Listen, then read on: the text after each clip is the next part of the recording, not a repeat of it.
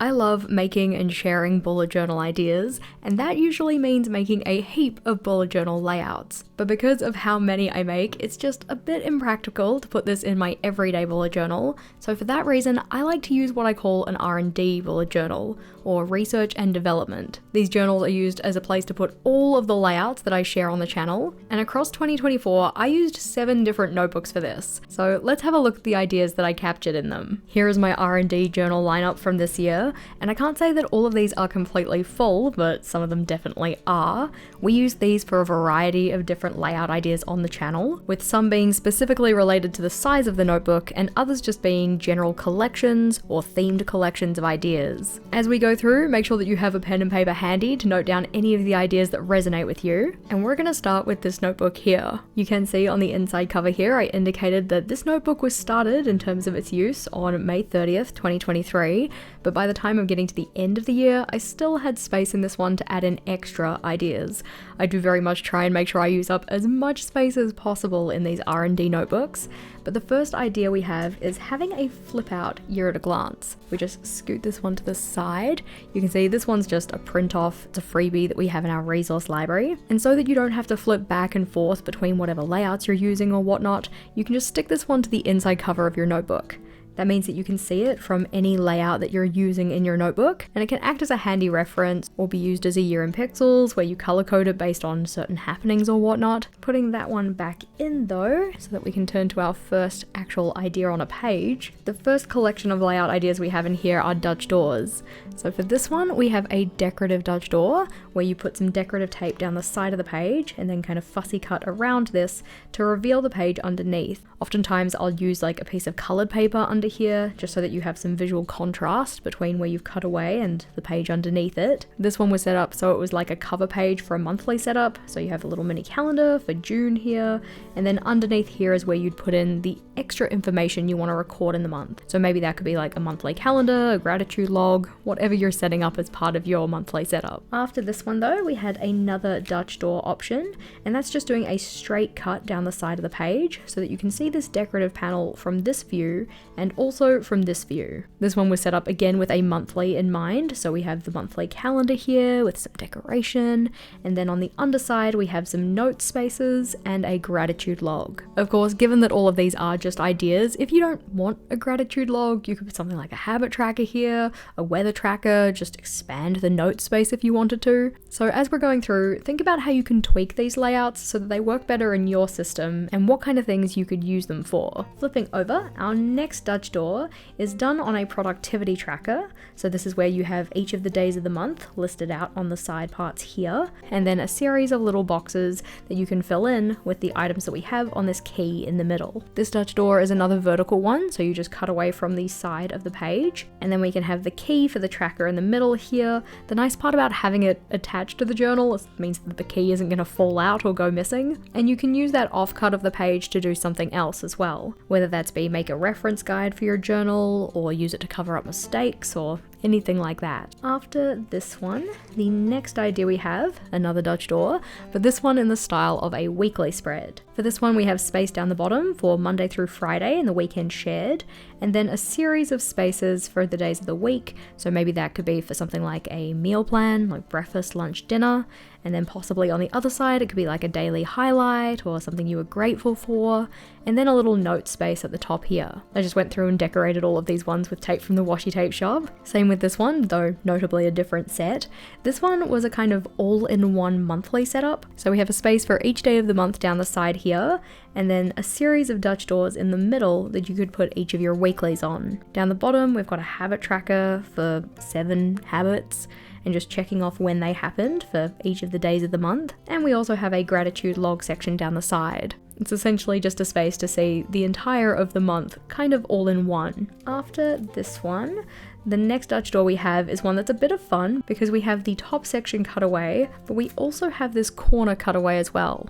That way you can see these task lists from any of the views, and the idea is that each of these is a weekly as well. So we have like week 2, week 1, with the titles poking out the top so you don't have to rewrite them every time. After week 2, we of course have week 3, and then you'd have 4. Because I was just setting this one up as an idea, I didn't put every single week in here. And again, we just have some decorative stuff up the top, maybe a space to write down some goals for the month, a little calendar for the month. Really just depends on what you want to include on your weekly setups. Flipping over, this one is also what would be considered a Dutch door, but this one doesn't require you to take scissors to your notebook. Instead, you just take the middle page of 2 spreads and you fold it in half so that you can fold it either way, depending on which way you want to view it, and see the to-do list on the side from any of the different layouts. This one is a nice approachable version of a Dutch door. If you're not too keen on taking scissors to your journal, this can be a great place to start.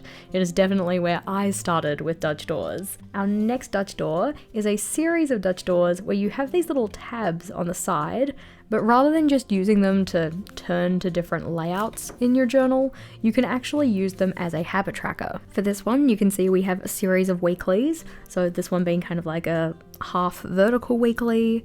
We then have a horizontal weekly with a running task list. The next one is an 8-box weekly.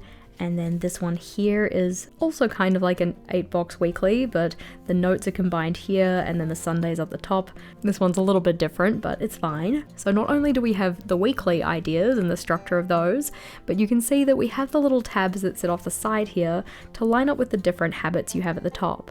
Now, if you're going to make this for yourself, you're probably going to want to take more time and more care in making sure that lines up properly. But what you could also do is color code each of these columns so that they relate to the things at the top, just in case the binding of your journal doesn't necessarily mean things align exactly perfectly. But it can be a fun and functional way to use the tabs on these Dutch doors. Flipping over, our next idea is to use a Dutch door that's done as a tip-in. So this one has an extra piece of paper stuck over the top of this layout, and you can use that as a Dutch door to maybe put some kind of like personal information, notes, anything you don't want to see kind of like at a very first glance of the layout. Depending on the materials that you use and the way that you stick this into your journal, you can also make it so it's not immediately obvious that there's a Dutch door on the layout.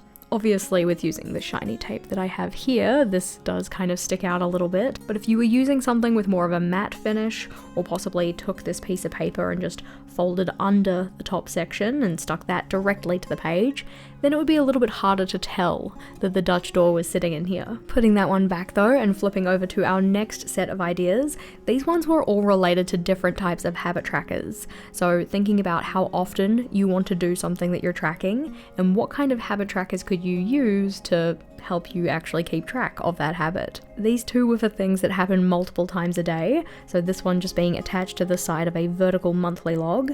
So we have each of the days of the month, and then the initial for what weekday those fall on, a space to write down any events or notes from the day, and then the iterations of having done the habit are recorded on the side here. I've just indicated these as 1, 2, 3, so maybe like 3 iterations of wanting to do this thing. But the idea that we have over here is by using mini calendars. So each of these mini calendars is for the same month, just repeated, and then you can see the pink boxes around the outside indicate the 2 instances of doing each of those habits. As we go through these habit tracking ones, it's also good to note that just because I've specified that this one is for multiple times a day, doesn't mean that you can't use it for things that don't happen multiple times a day. You could just remove the pink boxes around the outside and make each of these for individual habits. Similarly, you could change this up so that instead of 1, 2, and 3 in terms of like how many times you did the habit, maybe they are for separate habits as well. Flipping over, we have another multiple times a day one. This one was set up thinking about an AM and a PM instance of doing something. So maybe if you have like medications that you need to take in the morning versus the evening, you could color in each of the triangular sections when those things have been taken. This one also had a note section at the bottom to record any kind of information that might be helpful regarding why something did or didn't happen. Maybe it's like, I wasn't home this day and forgot to take my meds out with me, or something like that. Moving on to daily habits though, this one is a style that I use quite a lot, so this is what I consider a vertical habit tracker. So we have days of the month with their initials, and then each of the habits just takes up a column. Now, oftentimes I will not do this many columns, I'll just fill in as much space as I need and then put a key down the side, but that's also because instead of writing in what the habit is, I often like to use a little symbol or a little icon. What I will also do sometimes is use multiple columns for the same thing, so maybe 2 dot grid boxes for each of the habits, just so the amount of things I'm tracking doesn't become overwhelming. Our next style of daily habit tracker sees us making 2 lines of dots, mainly because in my journal there's only 26 boxes across, so it's not going to really work for a full month.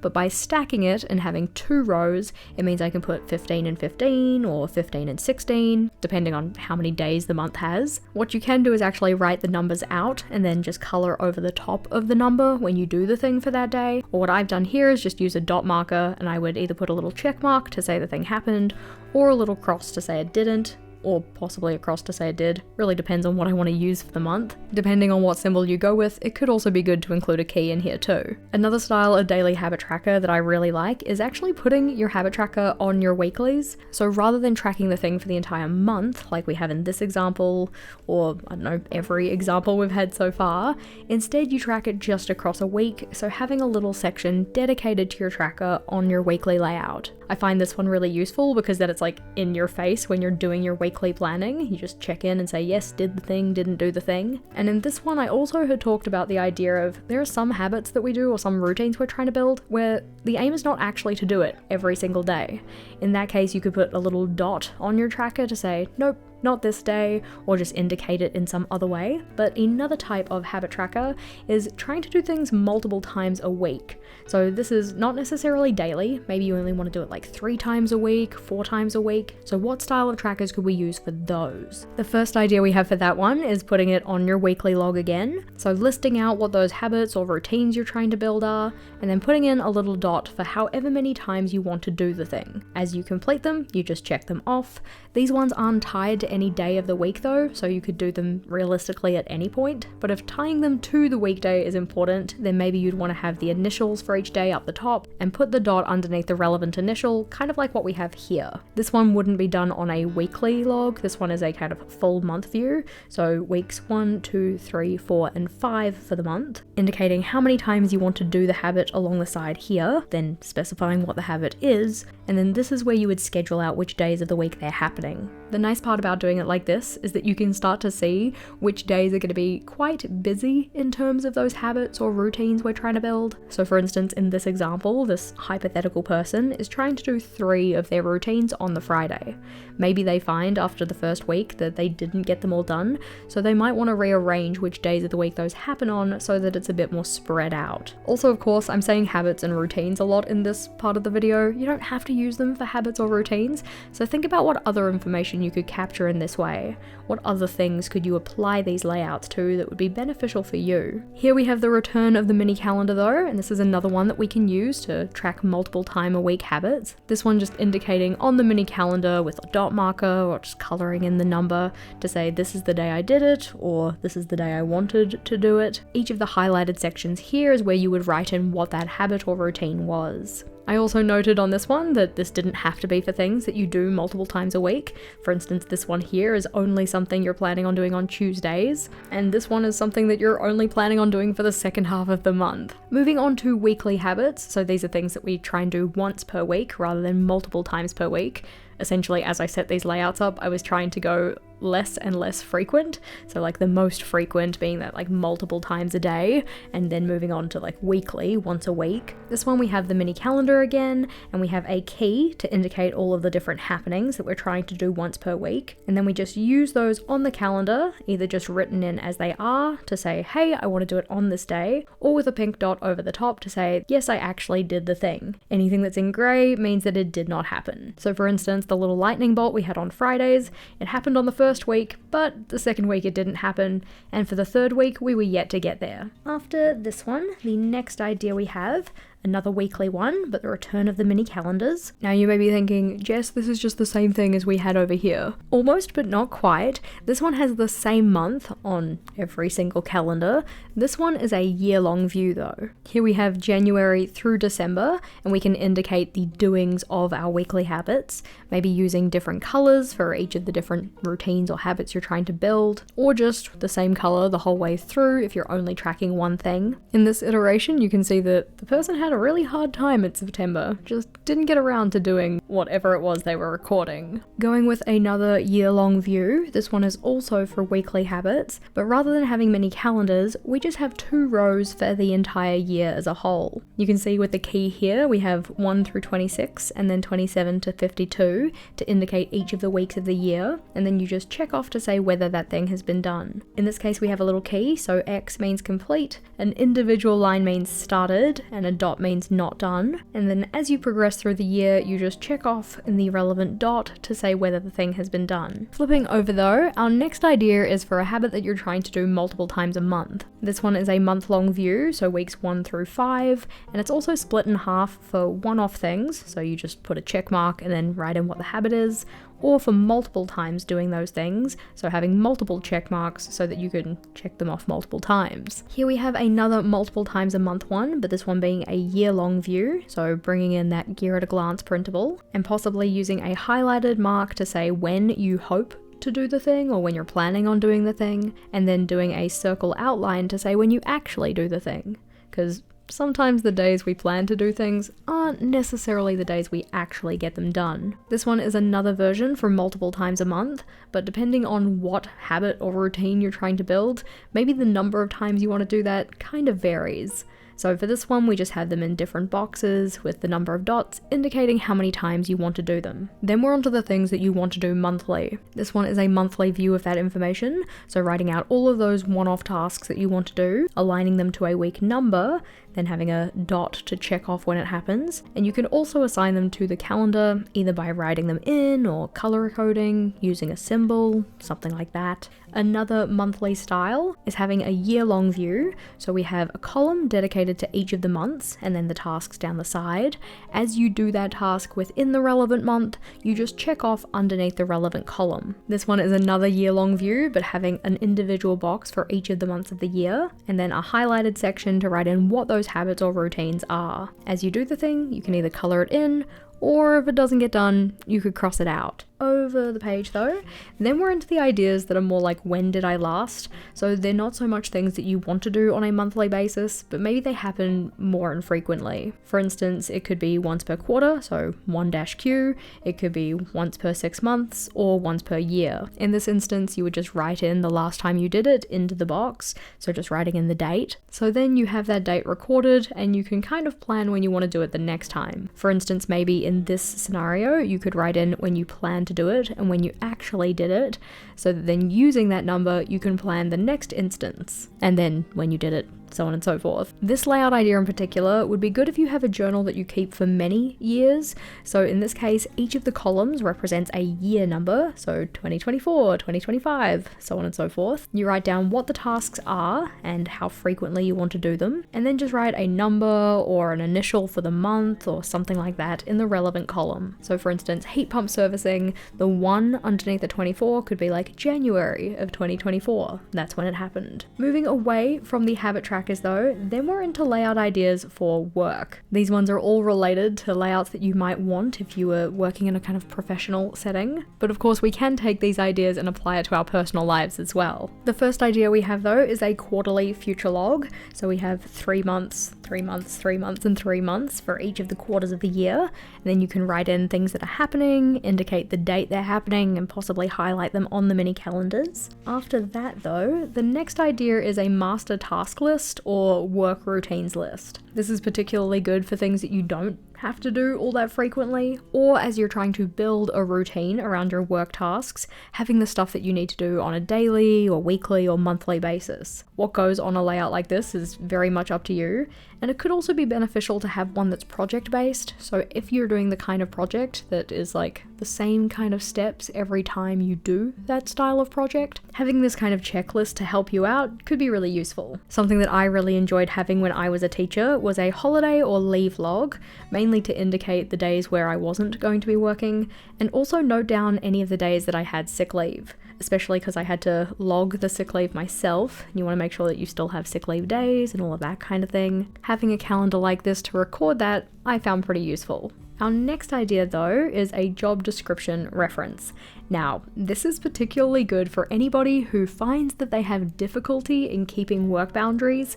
Maybe they find themselves saying yes to a lot of things that they're realistically not supposed to be doing. Now, I'm not saying that you shouldn't go above and beyond in the areas you want to, but if you do struggle with work boundaries, giving yourself a reminder of what are your tasks versus what are not your tasks, versus possibly what are sometimes your tasks, could be useful. If you work as part of a team, it could be useful to have some team member notes, so noting down things like their name, phone number possibly, birthday if you celebrate those in your office, any other information that might be useful to have. Of course, we don't want to be recording information on our team members without their permission, but it could make for a handy reference. What you might like to put into your professional related layouts are some professional goals, so thinking about what is the goal, why have you set it, what is the specific target that you're aiming for, and maybe some metrics of success. And then possibly as you work towards those, what are some milestones and achievements you're hitting? Those kind of things can be very good for things like performance reviews, or if you have to kind of log your progress towards any kind of goal. So in this instance, we have a space to write down the date, a space to write down what the accomplishment is it something that I can put on my CV? And then also, do I have any evidence or artifacts from that accomplishment? And we've just got some examples of evidence types there. Flipping over though, our next idea is a space to write down any professional development ideas you have. So are there any skills that you're trying to build, and what kind of resources could you use to help you build those skills? I've set this one up just as a table with 2 columns. You could technically add this kind of information to just like daily logging sections, maybe somewhere on your monthly if you wanted to, but having a designated space in your journal to drop this kind of information could be pretty handy. Following the idea of resources, you could have resource recommendations. So what kind of resources are related to your work, who recommended them, and what is the reason for the recommendation, or maybe the topic of the resource. As you check them out though, you can just tick them off along the side. If you're the kind of person who likes to have your work and personal stuff all in one notebook, just because it's easier and more convenient, then it could also be really handy to have a work-specific index. This is an index similar to a regular bullet journal index, but it only has the stuff related to work. Rather than indexing everything in your notebook, you're only indexing the pages that have some information as related to your profession. Our next work-related idea though is a typical agenda or structure. So rather than reinventing the wheel every time you need to send out an agenda, you just have a template of things that are typically included. This could be done in terms of like the document structure, or it could just be some notes, including any little reminders to help you get that out to people in a timely manner. Another thing that I found so super helpful to have as a reference when I was working in a more like traditional sense was having a reference of infrequent processes and how to do them. These would be things that you only have to do maybe once a year, possibly once a quarter, and maybe the steps to do the thing aren't really so intuitive. Rather than trying to figure it out again every single time, just write yourself down a little reminder of how to do it and follow the steps when you need to. It ended up saving me so much time and effort. And another similar checklist is a new computer setup checklist. I actually still have one of these, even though I don't work in a kind of like traditional office setting or anything like that, just in case my computer decides to go kaput and I have to reinstall my programs. In this example, we have 2 separate lists, so things to do versus things to install. You could also note down anything else you need to do, so maybe you have like some application specific templates, maybe you like your quick bookmarks bar set up a particular way, setting up keyboard shortcuts, anything like that. Essentially, this is just a checklist to get your computer back to a state where it is usable for you. Very helpful, especially if you have some pretty personalized settings. Similar idea, you might want to have something for your desk setup specifics, especially if you do things like hot desking or something like that and need to adjust the desk or the chair or the monitors, so that you can do that quickly and easily. Having the reference, very handy. Our next idea is having a space to write down infrequently accessed files and where you can find them. In this one, I've set it up using the Alistair method, so we have a column to indicate how often you access the file, and then a space to indicate where the file is found. Kind of a similar idea to what we had before with the infrequent process reference. It's just trying to find a particular file, and hoping that nobody's moved it since you last had to access it. The next idea is a work-related trigger list or spark list. This is just effectively a list of little prompts for yourself to help you do a brain dump. In trying to make your brain dump as thorough as possible, you just run your eyes over these prompts and consider anything that you might need to do as related to that thing. What's actually on this kind of list is going to depend on what you do for work. And then the next idea we had here was just a general idea of references. Again, work dependent, whatever you do as your profession, your references are going to be different, but some of the ideas we had were useful websites, contacts, templates and frameworks, anything like that. One such reference could be something like a repeated workflow. So this is essentially a schematic version of the repeated project steps that we talked about before. It effectively just gives you a stepwise framework to follow in getting that thing done. Flipping over, our next idea is a Kanban board, and we have two different versions here. So we have different stages depending on the kind of projects you're doing. As you do them, you just peel up the little sticky note and move it to the next section. Similar idea over here, but this is to do, doing, and done. At the end of each month or week, depending on how often you're using this, you just take all of the sticky notes off of here and remove them, recycle them, reuse them if they're the kind of things that are repeated and you can put them back in the to-dos. But as a good way to deal either with repeated tasks that need to go through that cycle again, or with working on multiple projects at the same time and having a record of where they're all up to. Over here though, we have the prioritization matrix. As the name kind of suggests, you would use this to help prioritize your work tasks. So we have A through J to represent what the tasks are. You can just write them in with pencil so that you can reuse this layout, but then each of those tasks goes head to head. So A versus B, which one is more important? A versus C, which one is more important, so on and so forth. As you do that for all of the tasks, depending on how many tasks you have, you then just count up how many instances each of those letters won. So how many times did A come out on top? How many times did you have B be the winner? Once you've got those, whichever one has the most in terms of points, that one is going to be the thing that you should work on first, versus whatever had the least number of points, that one is at the bottom of the pile. I would probably only do this for maybe like work projects, so things that are maybe a little bit bigger, because this one can take a little bit of time to actually go through and figure out which one is the winner for each of them. I actually use this for my book bracket in my reading journal. So rather than doing like, top of the month and then they battle it out and I only get to know the top one book for the year, instead I picked my 10 best books, put them all head to head, and then figured out a definitive ordering of 1 through 10. The nice part about the layout though and using pencil is that you actually only have to set this structure up once, and it can be useful if you find yourself in analysis paralysis and you just don't know where to start. Over the page though, our next idea is a flexible weekly schedule. So you can see this one is a little bit shiny, so you could use it kind of like a whiteboard. It's just got contact paper over the top of it. So effectively writing in with a dry erase marker to say what's been happening in the week or what you plan to have happen in the week. And then at the end of the week, rub everything out and do it again. Anything that happens at the same time every single week, you put that onto the layout first in pen, and then put the contact paper over the top. If you didn't like the idea of using the contact paper, or if it's just not available to you, you can of course use little sticky notes and just put them into the relevant spots, depending on when those things are going to be happening for you throughout the week. The next idea though is to have a work reset routine, whether that be weekly or monthly, so the tasks that you try and do at the end of every week to get ready for the next week, or at the end of every month to get ready for the next month, just so that we can enter the new period feeling cool, calm, and collected. Another thing that can also be useful in terms of giving yourself a little pick-me-up is something like a feedback bank.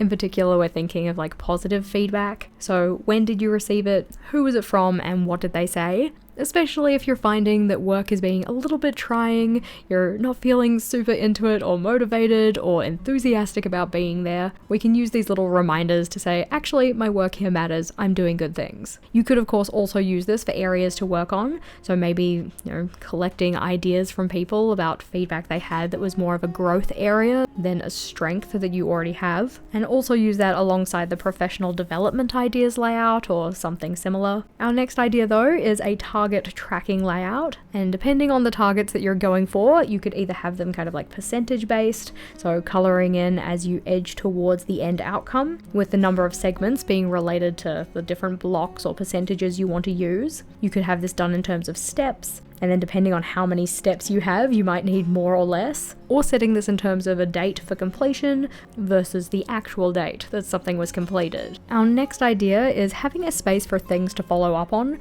This would just be having a space for a sticky note in your notebook where you can write down any of the things that you need to follow up about or check in with. Then at the end of the note, like when you get to the end of it, or when it's no longer relevant, you just pull that one out and stick in a new one. I would probably put this up the front of my journal so it's nice and easily accessible, but down the bottom here we have meeting notes. Now, depending on how many notes you need to take, you might not necessarily want to do this in a kind of analog space. You might want it to be digital, especially if you need to share this with other people. But a general structure you could use would be the kind of information about the meeting, like when, who, what were you talking about, then a space for the actual notes, and then a space for any actions that need to be taken after the meeting, and also possibly who they need to be taken by. Depending on your line of work, you may also need some expense tracking. So like, what were the items? How much did they cost? Have you gotten reimbursed for them? Anything like that. And similarly, you might also want a mileage log if that's something that you can get reimbursed for as well. So when, how long, what was the reason, what was the cost, and has it been claimed? Our next idea though is thinking about a shift schedule or tracker. We have two different versions here, this one being kind of monthly calendar based, and this one being more like a vertical style. In this one, I've crossed out any of the days that this hypothetical person isn't working, and then you just have a dot to indicate when the shift was. Maybe the little highlight is where you write the time range, and then the dot is where you indicate the length of the shift. In this one, we've done it kind of like a time tracker, so it goes from 6 till 5, so 6 a.m. on the 1st to 5 a.m. on the 2nd. How you set up this time scale depends on when you work, so if you do overnight shifts, it's probably going to make more sense to have this kind of a style, whereas if your job is only during the day, then maybe you want to make that timeline a little bit less than 24 hours. Really depends on the flexibility of your shifts, when you're most likely to work, that kind of thing. And you can also use different colors to indicate different things. So for instance, a highlighted day here is a day off. Anything that's in the darker blue is like overtime at work, and anything in the paler blue was scheduled work. Flipping over, our next idea is a work boundaries tracker. I really like this idea. I personally think I need to implement one for myself, but this one is broken up to the weeks within a month, and then we have A through G indicating the different work boundaries or things that we could do to keep our work boundaries. For each of the work days, you just check off whether that thing happened underneath the relevant column, and then at the end of each of the week blocks, you can total up how many times you managed to keep that boundary. So how many times did you do A, which was start work no earlier than 8 a.m. I mean, depends on your start time, but hopefully you get the idea. In these instances, we also have some weekly totals and some daily totals. So for each of the weeks, how many times did you complete each of them? Which one was your best? Which one was your worst? That kind of thing. And then each of the daily totals to see if there's any patterns happening in there. Maybe on Mondays you find that you're really bad at starting work no earlier than 8 or something like that. Or possibly on Thursdays, you're finding that you tend to work late. It's just a good way to point out those patterns to ourselves and start to think about whether we want it to be that way. The next one though we have is a time log or tracker. Again, depends on the kind of work you do as to whether this is going to be helpful. On this one though, we have the hours along the top, and then we just color code the different types of tasks. If I were to set this one up for myself, I would probably just not have the weekend days there, or not have the days I wasn't working, because it doesn't really seem necessary to have them on here. But flipping over, the next idea we have is the productivity log again, but this one in particular being focused on work. So you'd have each of your work tasks written out here, either using little symbols or just little letters if you want, and then as you do that task on any given day at work, you just write it down next to the relevant day of the month. This one again is done on the little Dutch door so that you can have that key in the middle, nice and safe and attached to your notebook. But our next idea is a when did it happen list, or effectively a log to say when you were working on particular things. This could be good to indicate the start and end of projects or reports or whatever output you're working on. And this one I've done in the vertical style again, so days of the month, projects 1 through 10, and when they were being worked on. This one here I'm calling a focus planner or log, so it's writing down either what you want your focus for each day to be, or writing down what your focus was. This helps to combat that feeling of getting to the end of the day being like, what did I even accomplish? It effectively gives you your kind of like highlight or standout thing from the day that you were working on, the thing that sucked up the majority of your time, effort, and attention. The idea that we have at the top here is a talking points for meetings space. So this one I would probably also put in as a sticky note or something that I could remove and then write afresh every time I was coming up to a new meeting. At the top though, we have a space to write out who the meeting's going to be with and when it's going to be, and then just jot down any of the things that you want to cover. This could either be because you're the meeting meeting host or organizer and you want to talk about these things with that person, or they could be questions that you have for the person running the meeting, anything like that. Our next idea though is a monthly happenings tracker, so similar to the habit tracker we had before, but more so thinking about just in the sense of work or professional space. In this one you would list out any of the tasks along the side here, and then we have a highlighted column for each of the months of the year, and then you check off underneath the relevant initial to note when that thing is going to happen. Over the page, and this one we have is a project tracker. On this one you would list out all of the steps that you would take in a common series of projects, and then list out what those projects are along the other side. Depending on how many you have of each thing, you might want to switch those around, but this is particularly good for anybody who does the same kind of project over and over again. So for me that would be something like making a video. I could write out all of the different steps that I need to take in making that video or putting it together, and then have each of the video titles along the top here. As you do each individual step underneath any given video, you just check off using the relevant column and row. The next idea we have is a typical monthly schedule. So this is thinking about the weeks in the month, or any point in the month, and what kind of tasks you need to do, and which day of the week you would typically do them on for each of those weeks. The actual tasks here are going to depend on what kind of work you do and how you want to break down your monthly schedule, but this would make for a good reference page when it comes to populating your monthly calendar. This idea is a project overview, so giving a title for the project, which team members are working on the project, what are the targets, what's the time frame, and any of the tasks that need to be taken in working on that thing. After this though, we step away from the strictly professional ideas. I say strictly professional, you can use them for whatever life area you want. And we're getting into a collection of layouts that are a little bit more eclectic. This one was set up as 24 ideas for 2024, and is in particular related to the one we had at the front, thus the similar style of decoration. But we have turning a page into a pocket. That one wasn't actually like a specific idea included in the video, but it is something you can do. So you can see I've just cut away the top of the page here so that I could slip items into the pocket for storage. In terms of the items in the pocket though, we have a grid spacing guide. This one is folded along the sides so that you could put it against the edge of your notebook and kind of have it hold itself in place just by folding it over the edge. So for instance, folding it this way, then putting it up against the edge of your notebook and aligning the dot grid from the little fold with the dot grid on your notebook. That way you didn't have to like hold it and hover it in place. And then you can use the little references along the side to see how you can divide your page into different amounts. This one is done so that it has vertical on one side and then on the other side has the horizontal markings. And I've drawn those on both sides so that it's reversible and could be used in either direction. Putting that one back into the pocket though, because our next idea is reflection cards. Depending on the type of reflection you want to do or how often you want to do the reflection, you could just have an individual card for each of your different review types. In this one we have weekly on one side and a quarterly review on the other side. This is actually something I'm using in my journal for next year, though I made one larger card that has my 4 different types of reflection. The next idea we have is another grid spacing reference, but this one is a little box template. This one you would use just by putting it against the dot grid in your notebook, and then you can like trace around the outside of it if you want to. Just keeping in mind that this is paper though, so you want to be careful with it. I would use this one for any box sizes that I commonly use. For instance, the square that I would use on my monthly calendar, that'd be a really good one. Or if you have a particular size of weekly box that you like to use, that could also be useful. Putting those ones back into the pocket though. The next idea is a flipbook layout. We have that this could be used for swatches, weekly logs, life area tasks, or just notes. But you can see we have a little series of tip-ins here that I just stuck in with some washi tape, and you can add individual checklists to each of these just depending on what you want to use them for. I just think it's a little bit of fun. I probably wouldn't use it for like every single weekly setup, but it's a nice way to store multiple types of information on one page and kind of maximize the amount of information you can store on just one page. Flipping over though, our next idea is a habit menu.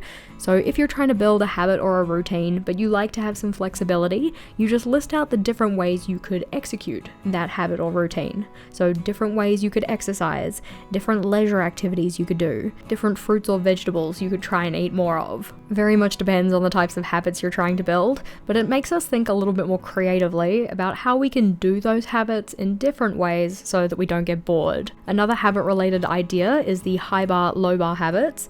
So this is thinking about, for each of the habits you're trying to build, what is the kind of actual version that I'm trying to do, and what is the kind of entry level, low bar, very very easy version of it, just for those days where you're not feeling as high energy, where you realistically just can't do the high bar level or the one that's kind of the more actual version that you're hoping to achieve. We still want to keep the habit alive, so can we just do an easy version of it to keep that habit building, even though it's not as perfect as we kind of want it to be? For these, I just indicate the low bar versus the high bar using different colors and build that into my regular habit tracker, which we notably had quite a few options for before. Flipping over, the next idea we have is a habit scorecard. So this is thinking about, for each of the habits that you're trying to build or keeping track of, how many times did I successfully complete it in any given month? Each of these little initials is just for the months of the year, and I can write down how many times I successfully did that, and also use color coding to indicate that I did better or worse compared to the last month. Obviously, if you're going with straight numbers for this, then certain months like February are at a bit of a disadvantage, so you might want to think about it in terms of percentages. But the next idea we have are future me problems. These are for things that you want to do at some point, but not necessarily today, not necessarily this week or this month, but you don't want to forget that it's something you want to do, so you have a designated space in your journal to just drop all of those things down. I like to keep mine in my yearly collections journal and kind of collect them across the year, and then at the end of the year go through the entire list, or anything that's left on the list, and consider if it's still something that I want to do. The idea we have on this page is an energy tracker, so having set periods in the day that you check in and just consider, how high is my energy? Is it a high energy, good, poor, very low energy? And just using a color code or a pattern to indicate how high or low your energy is. You can also track some additional information with this, just using like some symbols or maybe a note space or something, just effectively to add some context to why your energy might have changed or been the way it was in any given day. So for instance, maybe you have very low energy because you slept really poorly the night before. I mean, yes, possibly that is kind of obvious, but it's good to have that kind of context on your tracker. As you collect that information though, you can start to notice trends or patterns in your energy, either across the individual days, or maybe across the month, or across a weekly cycle. After this one, our next idea is a trigger list, which we did talk about in the professional related layouts. That one was more thinking about the kind of prompts or memory joggers that would help just in a professional sense, but you can do this for other areas of your life as well. So for instance, things related to mental health, physical health, your household, your finances. Writing down those little prompts so that you can scan your eyes over it when you're trying to do a mind unwind or a brain dump, and it'll just help trigger a thought or jog your memory, or just bring ideas to the front of your mind. The actual term trigger list doesn't really bother me. I know some people don't really like the wording, so you could call this a spark list if that's something that kind of resonates with you a little bit more, or a memory jogger, or a prompt list. Regardless of the name, I do think the idea is really helpful. The idea we have down here is a this or that, so thinking about in particular an item that you buy commonly, and you want to consider, should I buy it, or should I save the money for something else? Each time you consider buying the item, you can record that instance, and then you can also indicate how many times you saved the money rather than spending it. Across the year, you can total that up and see how many times you decided not to buy it and instead went with the option to save that money. This one here is a list per week kind of project. The idea here is that you would have as many entries as you would have the last two digits of the year, so like 25 in 2025, 26 in 2026 or whatever, but some of these you might not want to think of like 25 or 26 items for, but it's essentially just a little prompt of some kind of list to write for every week of the year. Things like small goals for the year, everyday essentials, reasons to smile, things that you want to declutter, stuff that you hope has happened in the next 10 years. The prompts here are just examples, like everything in this video, so you can tweak them, change them, and really make them your own. On to the next layout, we have a reusable meal plan. In this one we have the return of the shiny page, because this one has that contact paper over the top. I've just gone in with pen and drawn out a box for each of the days of the week, and then a little next week space, and then you can go over the top of this with either a permanent marker or a dry erase marker and write in your meal plan for the week. You of course can also make this one reusable just by using sticky notes instead if you wanted to. But here we have another familiar layout, this one being the prioritization matrix as well. This time thinking about it for general use, not just thinking about it for professional use, because we can of course use this in our day-to-day lives if we want to. As said, I like to use mine for my book bracket, or in replacement of a book bracket, because I don't like the book bracket. Even though though it looks cute, even though it's pretty. And yes, we will have a book bracket in this video, but later. Here we have the flexible weekly schedule. This time I didn't put the contact paper on top. Instead, I just made use of washi tape and sticky notes. So you see we can pull this one up and move it around depending on when in the week this particular thing is happening. Maybe it's a meeting block that you have regularly, but it's not necessarily at the same time every single week, so you can move it around. You can of course also use this structure for just an ideal weekly schedule if you want. It doesn't have to be a flexible one. You could go and put everything down on here in pen and just use it as in an ideal week, this is the structure that I hope to have. Over here we have fortnightly or bi-weekly planning, and this was in particular set up thinking about blocks of time throughout your day.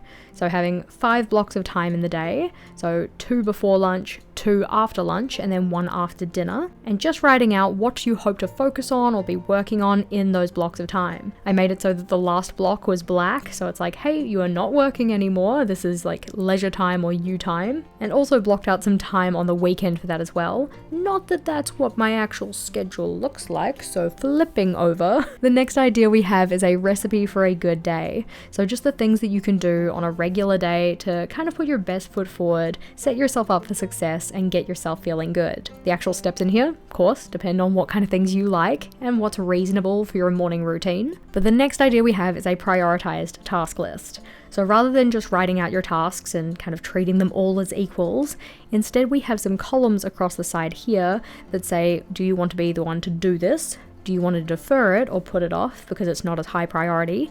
Do you want to delegate it because somebody else could do it and then you don't have to? Or do you still have to kind of decide about whether you even want to keep this task? After you write your task list down, you can just put a dot underneath the relevant column and then get to work on the do items. Here we have the return of the project roadmap, though just thinking about this in terms of an individual project rather than something that's like a repeated process. We had this idea again in the kind of professional work related layouts, thinking about a repeated workflow here, but this one just being very specifically tailored to a particular project.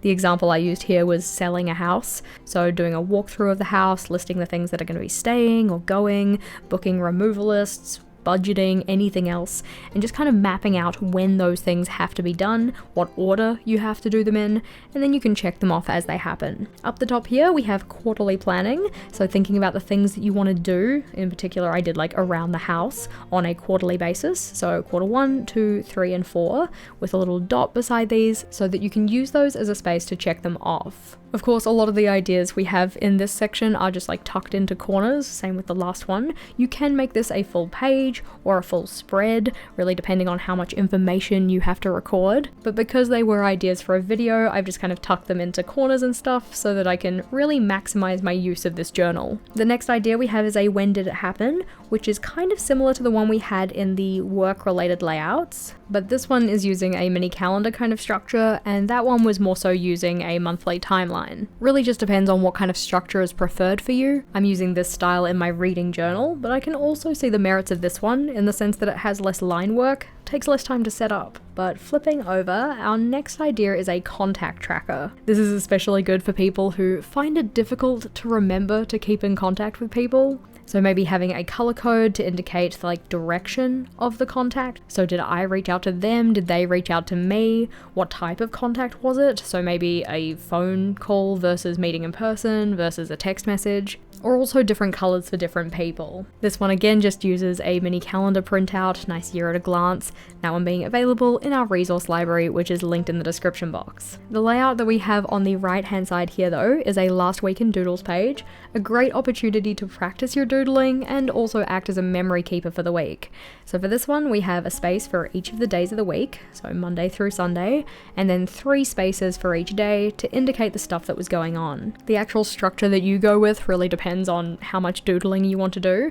You could also do it so it's done as kind of a monthly calendar where each of the boxes of the monthly is a little doodle for what happened during the day. But as said, it's just a great opportunity to practice your doodling. Flipping over though, our next idea was a live stream that we did about doing faux-ligraphy or fake calligraphy and how you would structure those letters so that they look kind of, I don't know, good. Thinking about how the line work actually goes down on the page, how you then thicken the downstrokes to make it so that it looks looks like it's been brush lettered, even though all of these were just done with a regular, fine point pen. After this, we also looked at how to link different letters. That was part of the same live stream, just responding to a question we had. And then this part here was done as a picture for a live stream before we did the live stream, mainly to make the thumbnail. Here we also have some scribbles and some doodles, and then we're getting into 40 bullet journal ideas for organization and productivity, which funnily enough was the video that had all of these layouts back here.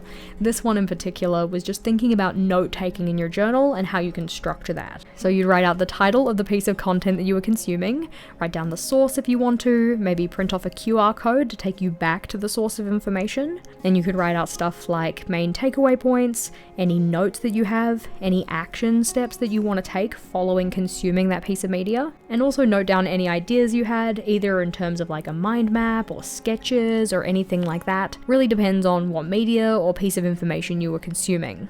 This is the style that I would typically use in my notes book though. Effectively every single time I start with title, source, author, takeaways, and then my notes. Flipping over though, our next idea were those header ideas, so doing this for that live stream. Of course, when you do a live stream, you record all of this stuff live, so I didn't have the headers already done to make the thumbnail. That's why we had the part before, but just a bunch of different lettering styles that you could use in your journal that are, fun, easy, at least easy enough to be done on a live stream, so they didn't feel too bad. And then after this, we're gonna get into some layouts related to grief journaling. If that's not really your vibe, you can just use the timestamps in the description box below, just in case you want to jump to the next section because you don't really want to see things related to grief. But our first idea for this one is just having a space for long-form journaling. When we're experiencing grief or any kind of difficult emotion, getting those thoughts out of our head and onto paper can be a really good way to just process through them. Another thing we might want to do in relation to this is a mind unwind or brain dump. So again, just getting things out of our head into the journal so that we can look through them, find the stuff that's actually important, things we need to action, anything like that. Another thing that you might want to include in your grief journaling would be quotes and affirmations, things that either help you remember the loved one that passed, or little quotes or snippets that can help remind you that while it's really tough right now, the weight of these feelings isn't going to be with you forever. Up the top here, we have the idea of an in memoriam kind of page, so just writing down some details about the person who has passed. I do say person, it doesn't actually have to be for a person. Maybe you had a pet that has passed, because we don't just have grief for our loved ones who are people passing. This one here is a picture of me and my grandmother, but our next idea is a space to write down any words left unsaid. This is essentially a space to write down any of the thoughts and feelings that you really wish you could have voiced to that person before they left your life. It's also really good for people who leave our lives not through passing. Maybe we've decided to distance ourselves from that person, or there's some other circumstance which means we're not talking to them anymore. Down the bottom we have the idea of things that remind me of you, so it could be moments, colours, scents, memories, anything else. And then flipping on over, you could just do some general memory keeping. So printing out photos, writing in quotes, writing down about key people, dates, places. Another style of memory keeping is something like a correspondence keeper.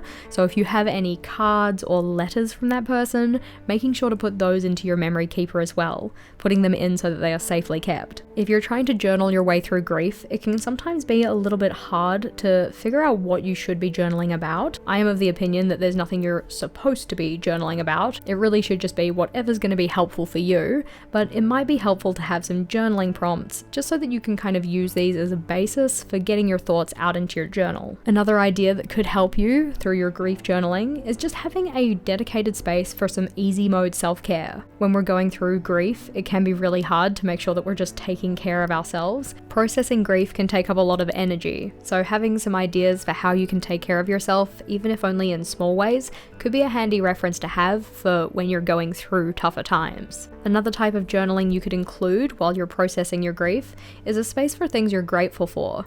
This isn't to minimize your feelings or the feelings of others, it's more so just as a way to remember that there's more than just our grief in this moment. Another reference page that could be helpful to set up in advance are who are the people in your support network. Who are the people you can rely on when you need a hand or an ear, someone who can support you through your feelings? Especially for those of us who find it hard to ask for help on a good day, having a dedicated space to turn to say, these are my people, that could be quite useful. On to the next page.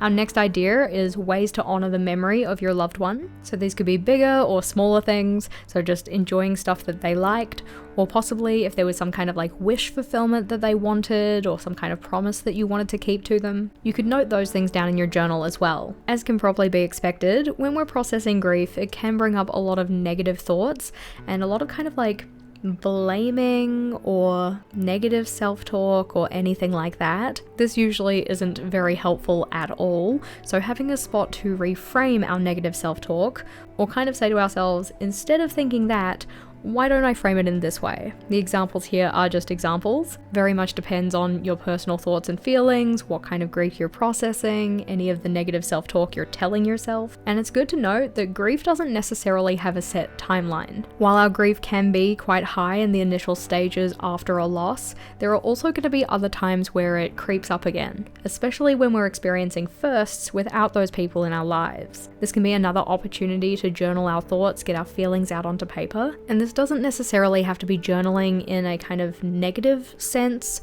or a sad sense. You could write these kind of like a letter to your loved one to tell them about what happened. The next idea is writing down a space as an evidence log to say, I'm going to be okay. This is essentially a spot to write down anything that shows that you're still here, there's still more ahead of you, and you still can do things, even if they're small. This isn't done in a way to say like you're forgetting them or I'm over it or anything like that. It's just a spot to show our progress through our stages of grief. Another thing that you might want to do some journaling about are any new sensitivities you have following an experience. So just using your journal as a space to process your thoughts about that, and if it's the kind of thing that you think coming across that in your journal again might be a little bit triggering or something that you don't really want to see again, you can just take the journaling space and put the page before it over the top and washi tape down the side of the layout. This means that you can't accidentally turn to that layout. If you want to see what's on it, you'll have to remove the tape and then have a look at it. The next idea is stuff that you could tell yourself if you were your best friend, because oftentimes we speak to ourselves so much more negatively than we would speak to our loved ones in general. So thinking about what you're going through, if you were your best friend, what would you say to yourself? What kind of things would you like to hear from somebody who's close to you in that way? It just helps you be a little bit more kind to yourself and process your feelings with grace. Another thing to note down is anything that is helping or hindering your process. So are there any habits or things that you're doing that you feel really aren't helping you go through your grief, helping you process your feelings, anything like that? For instance, maybe something that's hindering you is turning down help or ignoring your feelings, whereas something that's helping could be connection with others, using your journal. Your situation is your own, so the things that are going to help or hinder you might be different. When you feel it's safe for you to do so, another thing that you could also note down is any lessons that you learned when going through your grief process. Maybe through the experience, you're going to be trying to say, I love you more, or you're going to be trying to take more photos with your loved ones. Not everything that happens to us has to be a learning experience, but it could be something you want to note down. Now, on the next page, we have an actual example of what this could look like in your journal. So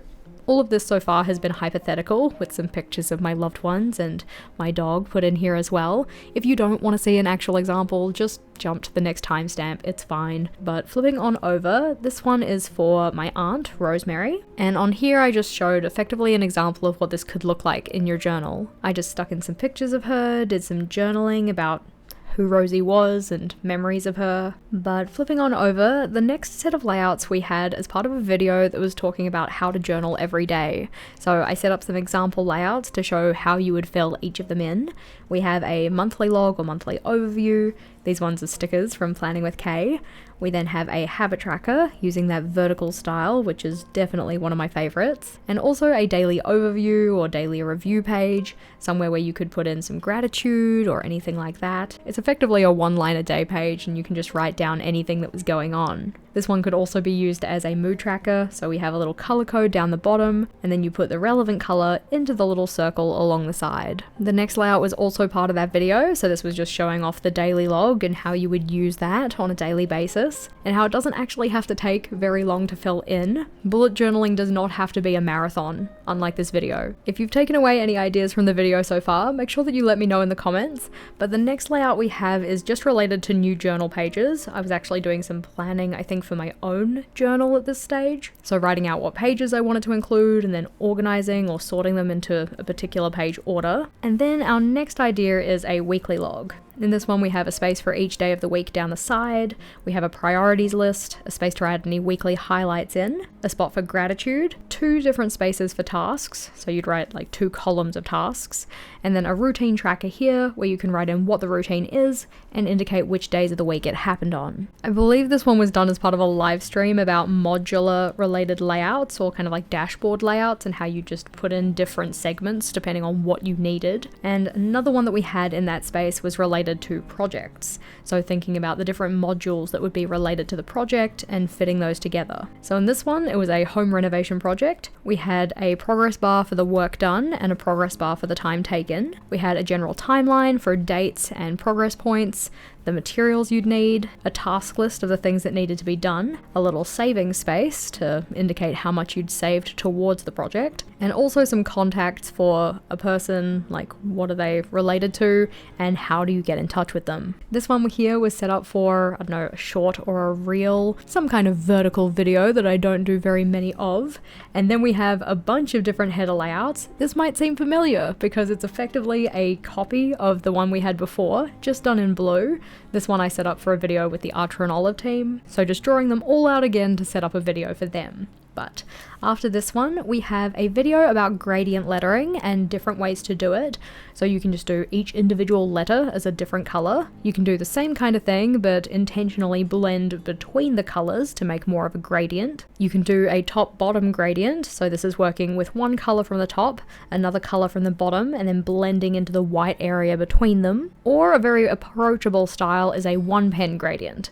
And this is just by going over, doing your lettering once, and then anywhere you want to darken the color up, you just go over again. So at the bottom I've gone over like 3 or 4 times, whereas at the top I've only gone over once. A more impactful version of that is using the same color but different pens, so actually using like a dark blue versus a pale blue versus some kind of medium blue, and just blending all of those together. And you can do the same kind of thing but using multiple hues, so this one's using a rainbow assortment, so pink, orange, yellow, green, so on and so forth. After this one we get into layouts related to cleaning, which I always think is kind of funny. It's like, oh look, these are ideas for your journal as related to cleaning, which I always avoid, so I'm not using these layouts. Up first though, we have the master cleaning list, so thinking about the different areas in your home or the different types of cleaning, like areas to mop, areas to sweep, that kind of thing. You could make this one as a reusable layout, either by using a pencil to check off when you've done things, or putting the contact paper over the top and then using a dry erase marker. Another style of cleaning is like a deep cleaning project list,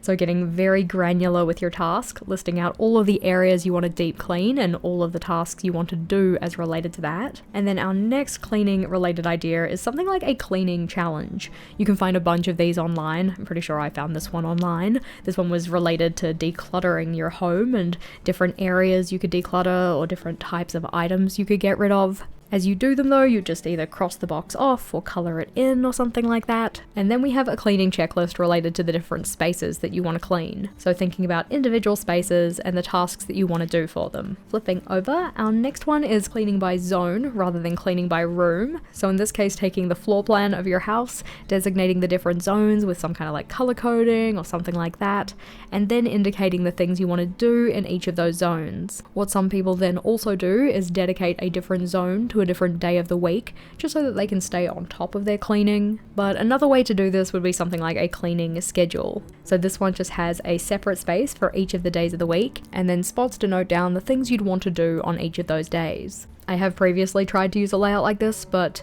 cleaning and I don't get along. Another style of layout is something like themed cleaning days. This isn't to say that you'd necessarily do every single one of these things every single week, but more so on the weeks that you do get these things done, which day of the week are you going to do them on? Notably, these are more layouts that are all decorated using tape from the washi tape shop. I love this set. I thought the color palette was so pretty.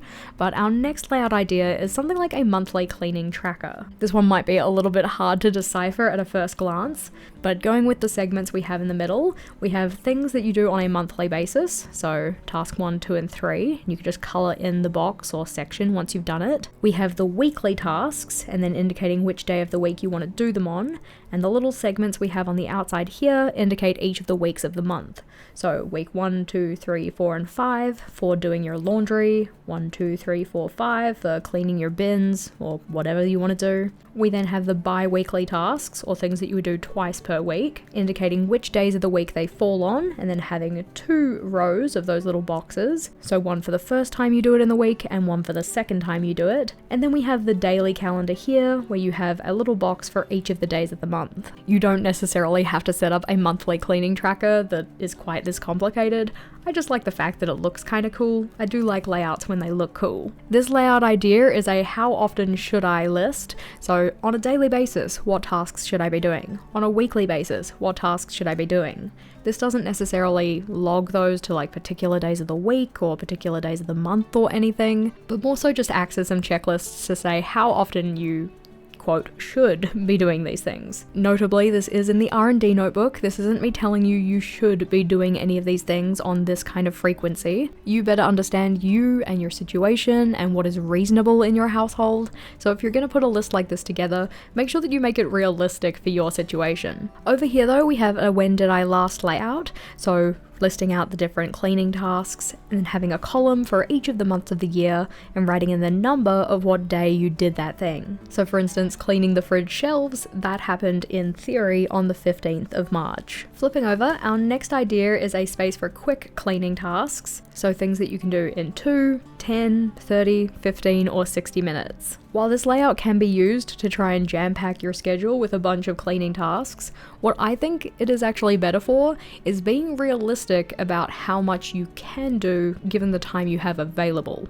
So like if it's 15 minutes before people come over, maybe you don't want to do a full clean of your kitchen because you know that takes 60 minutes. Rather than starting it and then your guests arriving and be, oh, hang on just 45 minutes, I'll be right with you. Yeah, we don't want to do that. So this kind of layout can just help remind us what is reasonable with the time we have. Over on the right though, this layout is whose chore is this?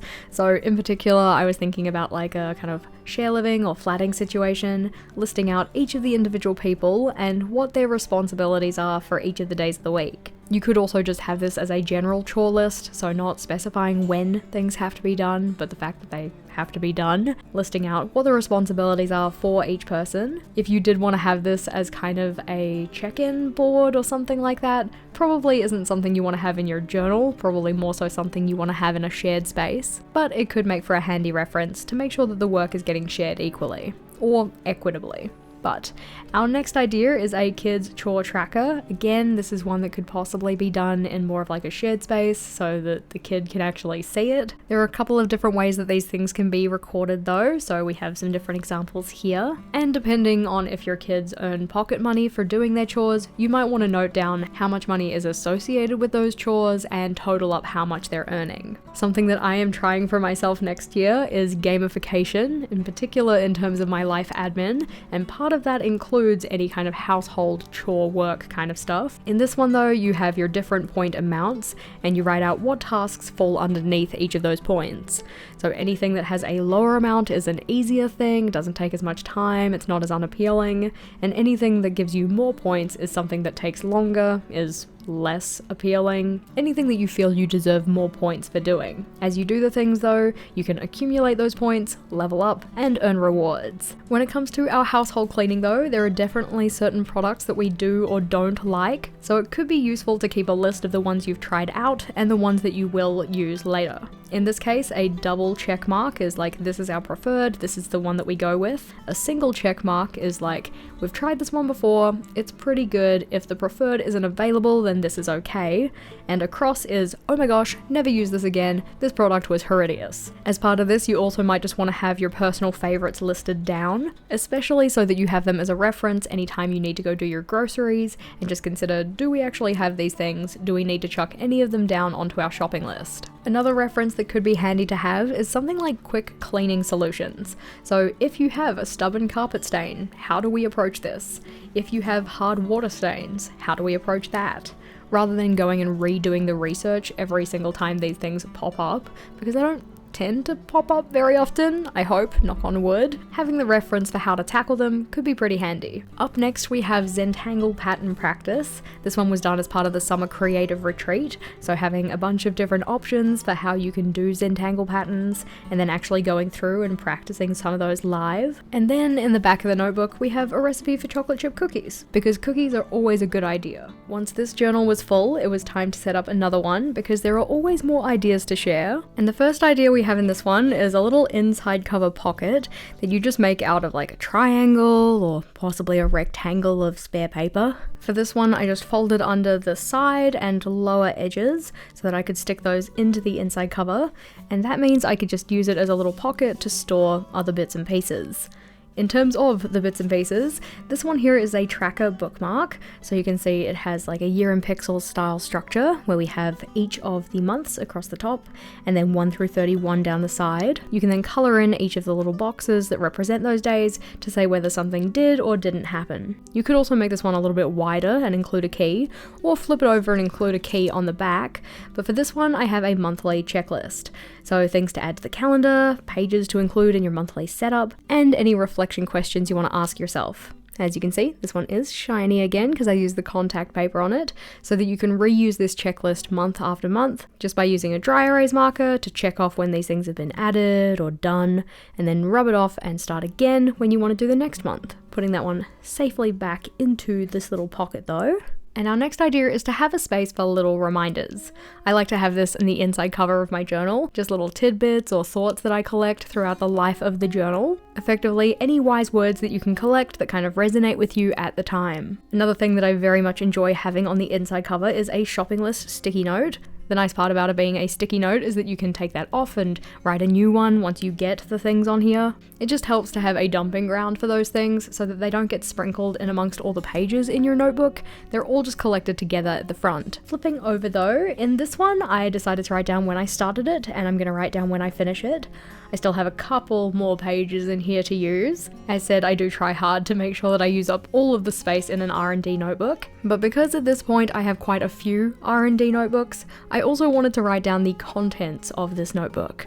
So maybe spoilers, but flipping over, the first actual idea we have in terms of on the doc grid pages is a simple meal plan. This is just having a section in your weekly layout dedicated to writing down what you're going to be eating. In particular, I was thinking about dinners for this one, so we have the meal plan and then just a priorities list, any events that are happening, and a task list. If you want to get a little bit more thorough than just a simple meal plan for dinners, you can do a full weekly meal plan. This one having a space for breakfast, lunch, dinner, and snack for each of the days of the week, and also a space to write down a grocery list on the side. Notably, the first section of ideas in this one is about meals and meal planning.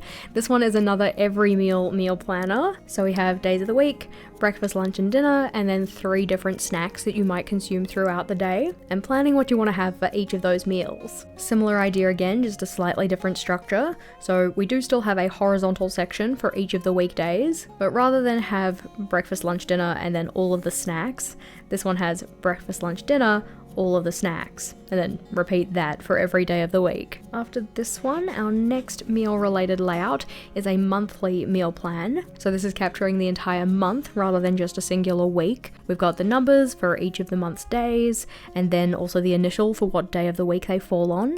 This one has columns for breakfast, lunch, dinner, and snack, so you can record what you plan to consume for each of those meals. And then after this one, we have a similar idea, except this one's structured in a monthly calendar. Each of the boxes is 6 spaces up by 6 across, so you have 2 spaces for each of the 3 main meals. Of course, depends on what kind of meals you actually want to record in here, which ones you want to plan out. And then the space around the outside of the calendar can be used in whatever way you want.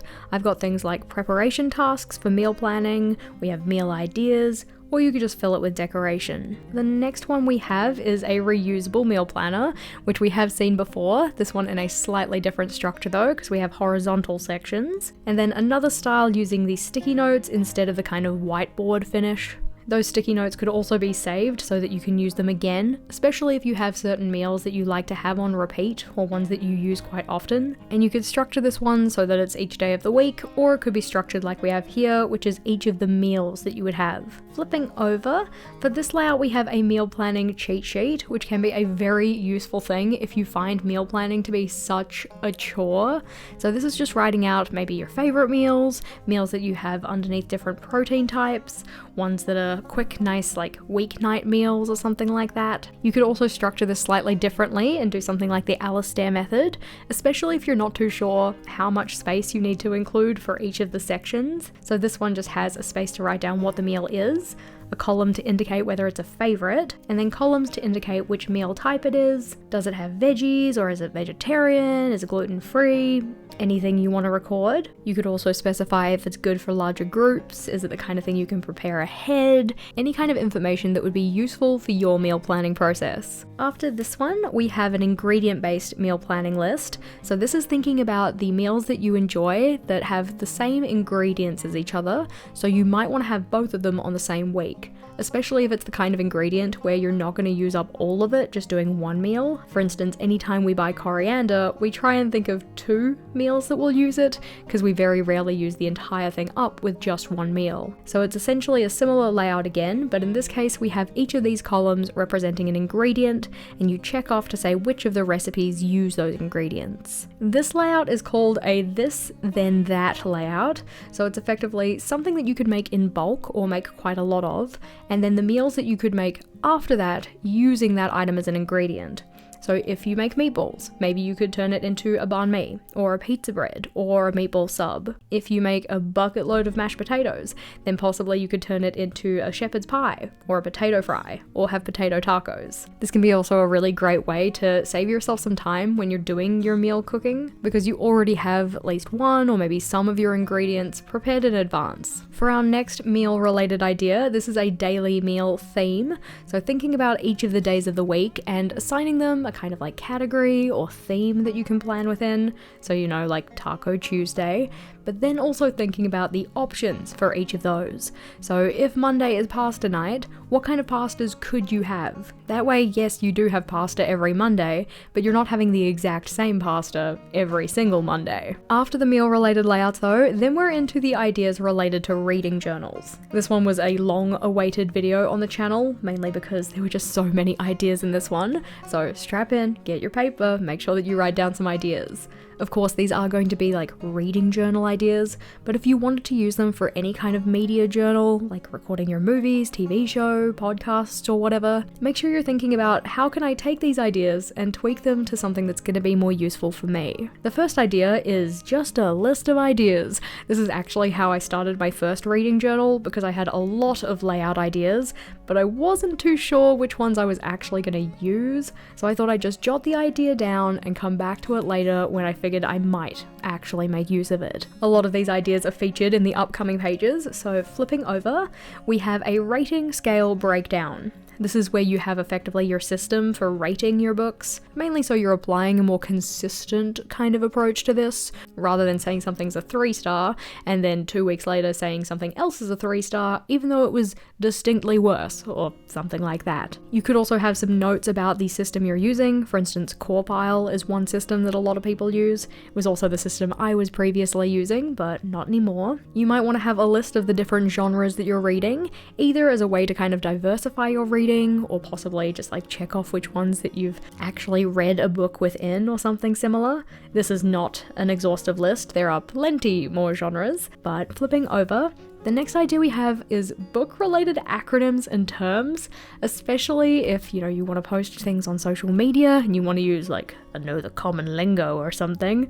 A lot of these I had to look up, I'm like, what the heck is that supposed to mean? But maybe while you're getting used to the terms that people on the internet use in terms of book-related stuff, it could be handy to have a reference in your journal. Another idea could be having a list of trigger warnings, in particular the ones that are your no-goes or the ones you're going to try and avoid, the ones that you're okay with, and the ones that it kind of depends on the context, just so that you can remain mindful of those going into any new read. If you are setting up a reading journal, it can also be very useful to have a sizing reference, especially if you want to print out little book covers for your reading reviews or any of your setups that you're doing. Having some kind of note about what size you have to print those as, whether that's the size that the document file says it is, or the size that your printer actually prints it out. Sometimes those differ depending on your printer settings, which can be kind of frustrating. Something that's really fun to do in reading journals is tracking statistics. So you might want to have a list of the different stats that you're tracking on different time frames. So overall stats, yearly stats, monthly stats. Having this as a reference also can help you set up your layouts on those time frames, just to make sure that you include a space for them in your setup. If reading more is a habit you're trying to build, then having a go-to reference for how you can encourage your reading could also be useful. This is just some ideas, and not all of them are going to work for all people, but it could make for a good starting point. Our next idea is similar to one we've already seen, this one being a recipe for a reading day rather than a recipe for a good day in general. So what kind of materials are you going to need for your cozy reading day? And what steps are you going to take to make sure that it's as successful as possible? What can be a fun way to set the mood on your cozy reading day is putting on some background ambiance noise or like a playlist. So having some QR codes to take you to those playlists could be handy too. You can set these up with like a free generator online and have them go to a particular URL. So maybe having one that opens up a particular Spotify playlist or a YouTube playlist. So you can play those sounds in the background while you're doing your reading. Flipping over though, our next idea is reading review questions. This is just a list that I found online, so it would be worth going through and kind of curating your own list. It also very much depends on what kind of books you like to read as to what questions are going to be relevant to ask. But if you like to do little reviews or little blurbs, either in your journal or on Goodreads or like wherever else you like to review your reads, having some go-to prompts could make that process easier. Stepping away from the reference kind of materials and into the realm of TBRs or a to-be-read list, you could have a to-be-read list. This one's really simple. It's just a checkbox to say, yes, I read the thing, and then a spot to write down the title and author. You could also have a space on the side to put in your star rating of the book if you wanted to. I often do that for mine. But after this one, we then have a TBR by type. So books that you want to read in physical format, in an audiobook format, or in a digital format, and then checking off to say that I have read that thing, or putting in a number for your rating. You could also have a TBR by genre, so maybe all of the historical fiction books you want to read, versus all of the horror books you want to read, especially if you're trying to diversify the genres that you're reading. If you have a fairly extensive TBR, then what could be fun is something like a book lucky dip. I've just set this one up as a little pocket, and then inside of this pocket we have some slips of paper with different books on them. You can just pull one out of the lucky dip pocket and make that your next read. Of course, make sure you don't have like sequels to series you haven't started in there, because that'd be an interesting choice, because starting the series on the second book is probably not the way to go. Series dependent, of course, but after this one, the next idea we have is a series tracker. In this one, you would write down the title of the series on the side, and then you'd have a dot to represent each of the entries in that series. This one builds from right to left, so this would be the first book, second book, third book in the series, just so you don't have to predict how much space you need, either for the series title or for the number of books in that series. As you read from that series though, you just check off the relevant book to say that it has been read. Another idea is a read their catalogue kind of layout, so listing out every single book written by a particular author, or it could be in a series or something like that, and checking off once you've read that. This can be really fun for authors that have quite an extensive catalogue, especially ones you like. I don't really suggest you take on a very large catalogue just because it's large, but another reference that could be useful is a reading order, especially for different series that could be read in a variety of orders. For instance, one that becomes kind of contentious depending on who you ask is the Throne of Glass series. This is the order I read it in. I quite enjoyed it, but flipping over, the next one we have is a bookshelves layout, in particular putting your shelves in with some kind of genre or theme, or something that kind of relates the books together. as you read from that genre or theme, you can then color in the book to say that you've got another edition in that lineup. You can of course also add some decoration to your shelves if you want to, but the next one is reading my backlist, and this is thinking about the things that have been on your TBR for a hot minute and trying to kind of tackle that, take it down a little bit, get through some of those books so that you can bring new things onto your TBR and just feel accomplished that you actually read the books that you said ages ago you were going to. In terms of this, it could also be deciding to unhaul those books. You don't actually have to read everything that you said you wanted to at one point in time. We're allowed to change our mind. It's okay. The next idea we have though is a book to screen layout. So this is writing down the titles of books that either have a game or a movie or a TV adaptation, and then reading it and also playing or watching it. I've listed a couple of examples here, but essentially for any of the entries, you just put a dot underneath the relevant column to say what kind of media we have for that book. So for instance, The Witcher has a book and a TV show and a game. Down the bottom, this one is a space for ARCs, so that's advanced reader copies. If you find yourself applying to and reading those and giving feedback and all of that kind of thing, you can keep track of doing those things on a layout like this. For each of these, they would represent the book covers that you'd stick in or some kind of label that says what the book is, and then each of these dots represents one of the stages of doing the ARC review process. So applying, getting accepted, reading it, giving feedback, and giving a review. On to the next layout though. This one is a what to read next flowchart. This one was a lot of fun to make, but effectively we start at the top. Is it for leisure or is it for learning? You go through, you answer the questions, and then it gives you a suggestion of what you might want to read next. As part of this, we also have some other questions down the bottom that can help you figure out what you might want to read. And another thing you can set up for yourself is some kind of reading prompt list that's attached to maybe a number that you could use a random number generator for, or a D20 if you have one. Of course, depending on how many prompts you put into your list. But it can be a fun way to kind of randomize your reading, and just in general figure out what to read next if you're feeling a little stumped. Down the bottom here, this idea is non-fiction topics to explore. So you have the topic written along the left-hand side, and then whichever books you can consume on the right. Our next idea though is your book's bought statistics. So depending on how many books you buy, you might need some more space, but this would be a space to write out what the book was and maybe list out the price, or you could use this for a total or something like that. Just depends on which statistics you want to keep track of.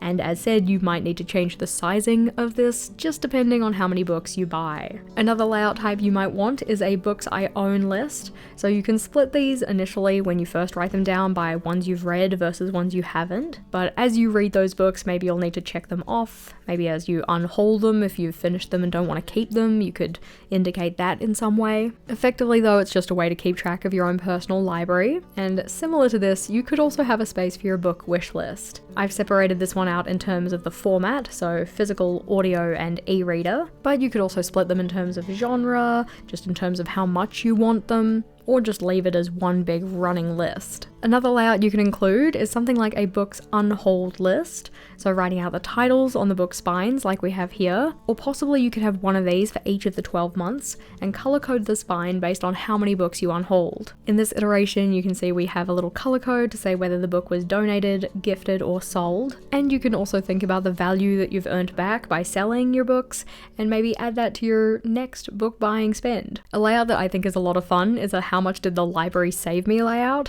So this is writing out the title of the book that you borrowed from the library and how much it would have been if you had to purchase it yourself. At the end of the month or the period, year, whatever, you can total up how much that was and feel very pleased about using your library card to save you that much money. You could have a space dedicated to your favorite places to buy books and possibly even have some statistics about how often you shop with them. And you could also have a list of your gifted reads and who they were gifted from, like why they were gifted. Was it your birthday? Was it just because? And have you actually read the book? Flipping over, the next idea we have is a books read master list. And this is just a spot to record the books that you have consumed, maybe your rating of those books, when you finished them. This is something that I include in my reading journal. I just like having this running list and seeing all of the titles of the books that I've read.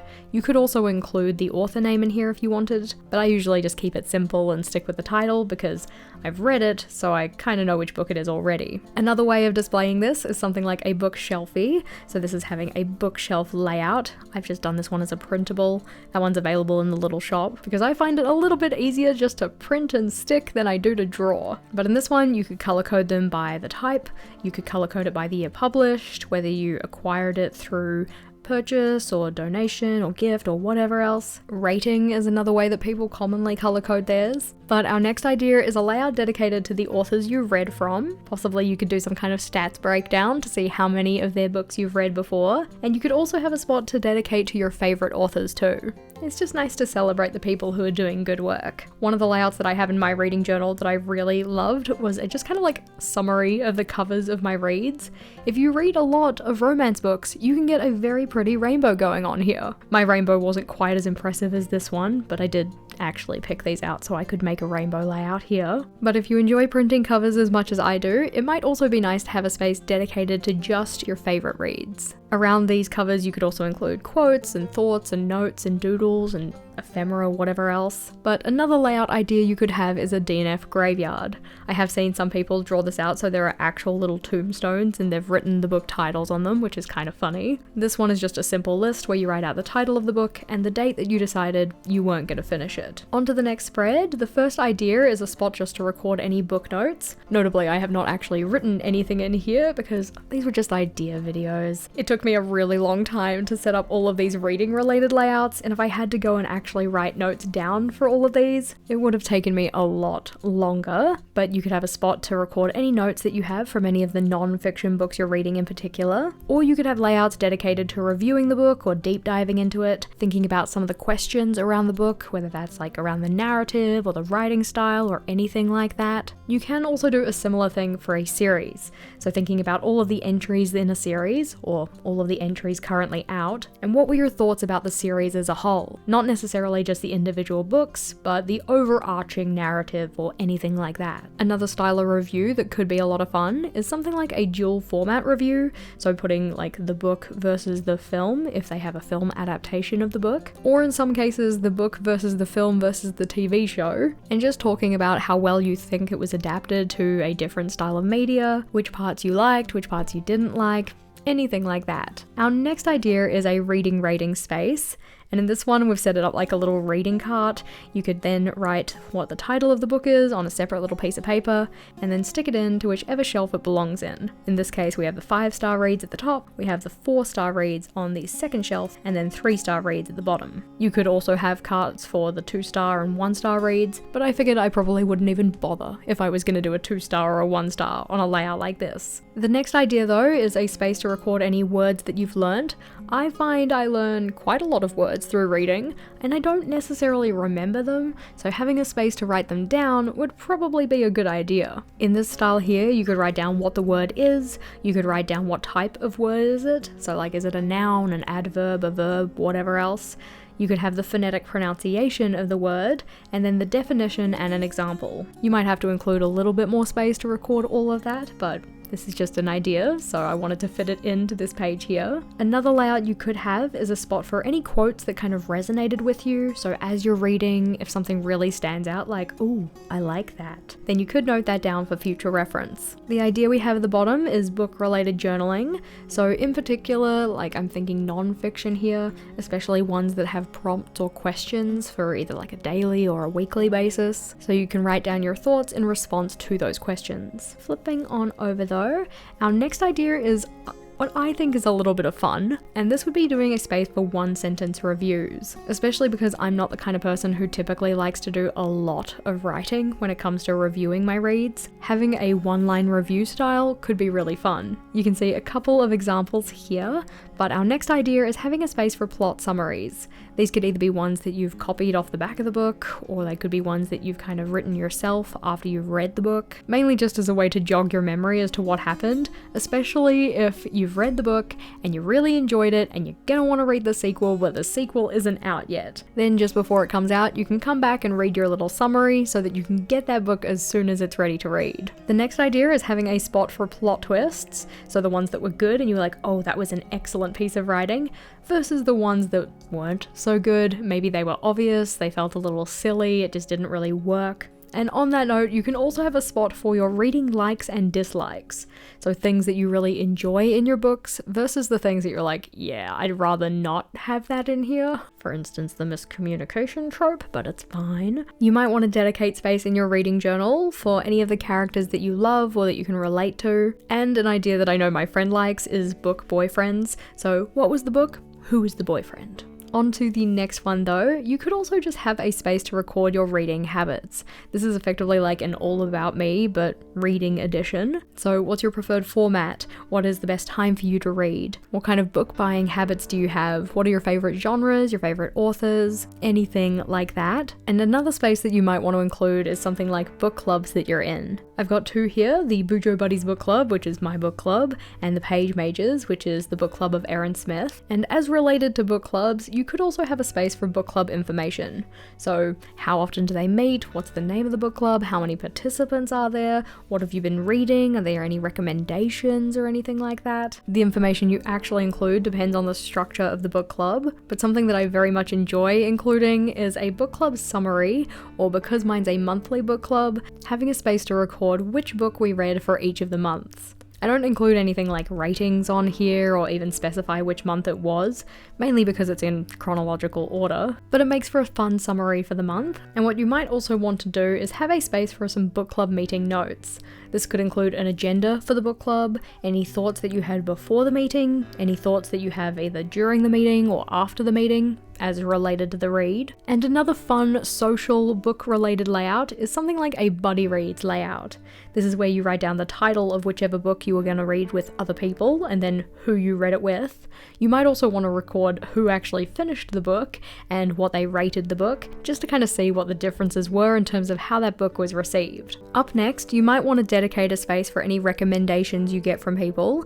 I usually just do this in the form of writing out the title, but you can of course print off the little covers and stick them in. And sometimes those recommendations don't necessarily come from the people close to us. They might come from a book talker or booktube, bookstagram, wherever. So you can also write those down in there too. If there are some people in particular that you really enjoy the reading content of, then it might be good to have a space to note down all of your favorite reading related content creators. And then getting more into like yearly summary kind of pages, having a spot to note down your reading goals can be fun too. Even if you're not necessarily actively trying to hit them, I just find them fun to record and see which ones I manage to achieve throughout the year. For instance, one of mine is always read all 12 books from our book club, which so far I have had 1 year that I've been able to do that and 2 years that I haven't. Admittedly, this year I only missed one of them, but still. We have XX books in 20XX, so like 25 in 2025, 26 in 2026. This one could be organized on a bookshelf layout where you color code it based on the star rating if you wanted to. And you can also note down when you started and when you finished filling this one in. Our next idea is a year in pixels for reading. So yes, we have had a year in pixels idea at the front here with this bookmark tracker,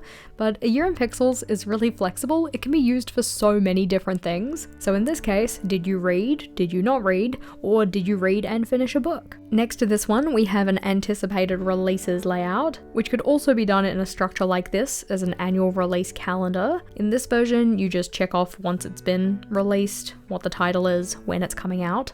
In this one, it's more like a kind of yearly calendar, so we have a box for each of the months of the year, and you can write in what books are coming out that month.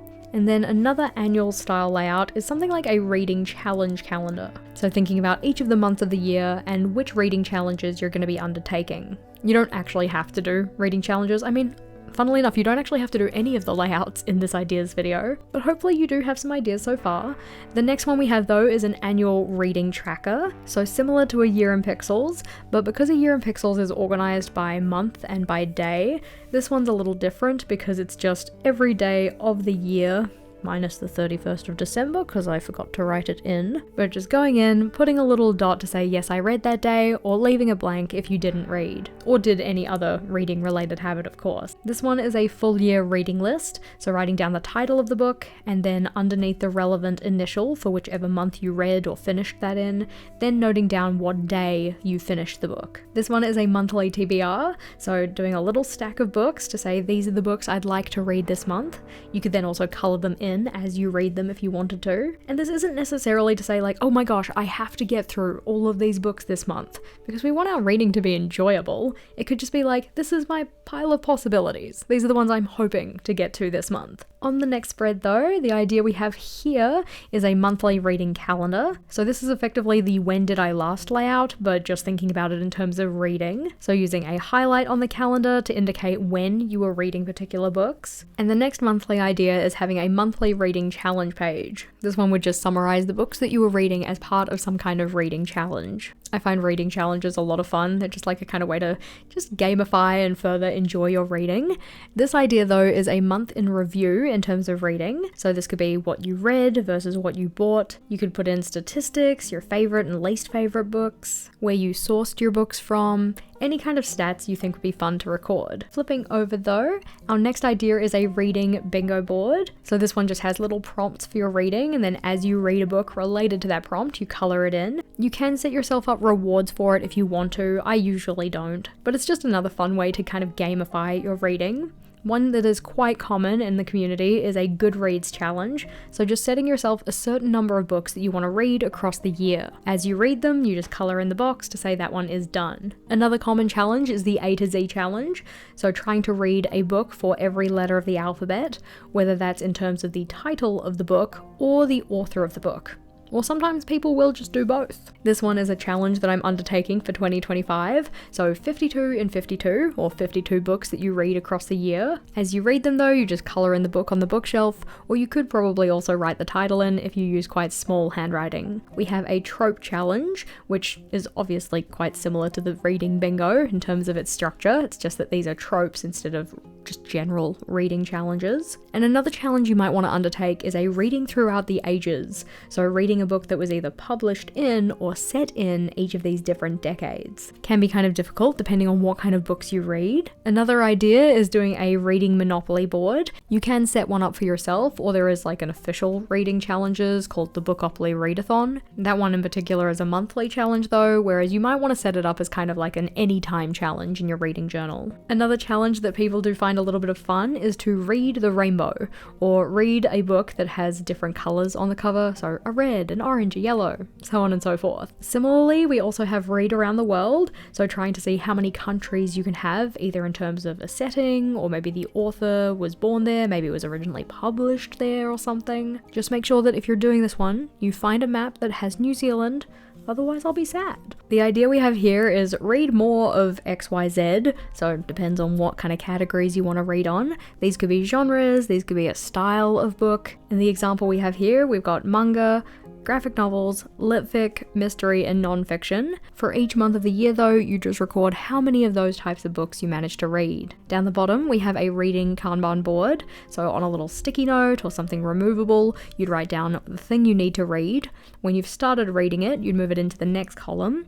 Once you've finished, it goes in the to review column, and when you're done with it, it goes over here. This layout here is called my read mediums, or my read mediums, and this is where you record for each of the months that you have captured on this layout, how many physical books, how many audio, ebook, immersion reads, novellas, and arcs. The category's fully up to you. Very much depends on what kind of books you read, what style or format you read in. But it can just be cool to see when you are trending towards certain types. So maybe in March you were really heavy on audiobooks, but come July you're doing a lot more physical books. Just interesting to see how our read preferences change over time. Now, as promised, here is the book bracket. Move it, no, I'm kidding. But yes, you could set up a book bracket. If you're not familiar with one of these, it's effectively picking your top book from each of the months of the year. Those ones go down the side. You can also label them to say like January, February, whatever else. But once they're arranged along the side, you then pair them up and consider which one is better. Whichever one is better goes on to the next round. So for instance, in this case, we have Throne of Glass versus Bride. Bride won, so it goes into the next round. Depending on how you want to organize it, you could then make it so that they're all paired up again. So like these two versus these two versus these two. I've done it so these three go up against each other and these three go up against each other. And whichever one's the winner goes into the semi-final, then those two battle it out and you get your top book of the year. The reason I don't like this layout as much, although it looks cute, it does look cute, I just think it's a lot of work to find only the top book. I would rather do something like a matrix to then figure out the definitive ordering of what book was best, what was second best, third best. We've already kind of talked about this one, but essentially you write down the titles of your books to be represented by each of these letters, and then consider each of them head to head. So book A versus book B, book A came out on top, book A versus book C, C came out on top. So on and so forth, all the way down until you've done every single pairing up. Once all those letters are in, we just count up how many instances we have of each one, and whichever one had the most, that's the best. Whichever one had the second most, that is the second best, so on and so forth. On this page though, we have a pages read / minutes listened layout, just depending on whether you do more kind of like physical books, ebooks, or audiobooks. For each of the days of the month though, you can record how many you got in terms of those pages or minutes, just to see your reading trends across the month. Our next idea is a diversity reads tracker, so thinking about the different types of diversity reads that you want to read, and then how many of those you read. You can set this one up as a little graph where the height of the book indicates how many of those you got. And we also have an average reads tracker down the bottom here. This one just color codes each of the star ratings you could give your books, and then you calculate what percentage of your books you read in each of those star ratings. It's not necessarily a stat for everybody, just like all of these layouts aren't going to be suitable for every single person, but it could be something fun to include. Another fun style layout is something like a reading wrapped. Now you might actually be able to get these stats off of whatever app or website you're using to track your reading, or you might want to make it yourself just based on some kind of spreadsheet you're keeping for yourself or something like that. You can have how many new authors you read, how many new favorites you added to like your 5-star Hall of Fame. If you like to share your reading related content, you could have some social stats in here, like how many followers gained or things like that. What were your top reads? Who were your top authors? What were your top genres? On to the next one though. This is a book awards layout, so thinking about some categories that you could award top book in, so like best sidekick, most relatable character, which book had the best plot twist. Something that me and my friends like to do are reading retreats. This is effectively where we all just hang out in my lounge room and have a bunch of snacks and read together. So you could have a spot to plan your reading retreat. So thinking about what books you might want to read, what kind of things you need to do, when is it going to happen, what materials do you need, and then also have a space to memory keep about that experience. Here we have the return of the secret Dutch door.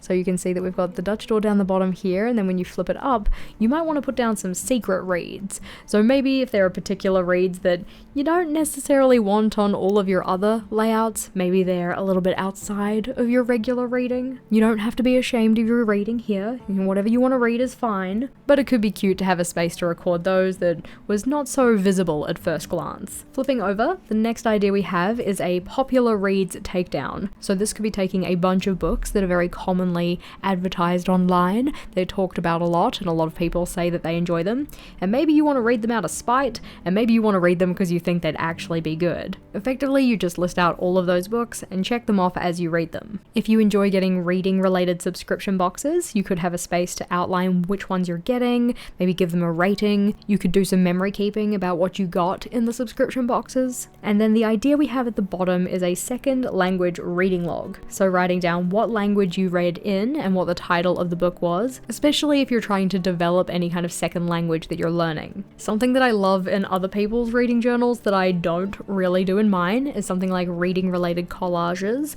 So this could be little quotes, little snippets, pictures, and ephemera that kind of gives the vibe of the book or reminds them of the setting. If you have a book that this reminds you of, let me know what it is.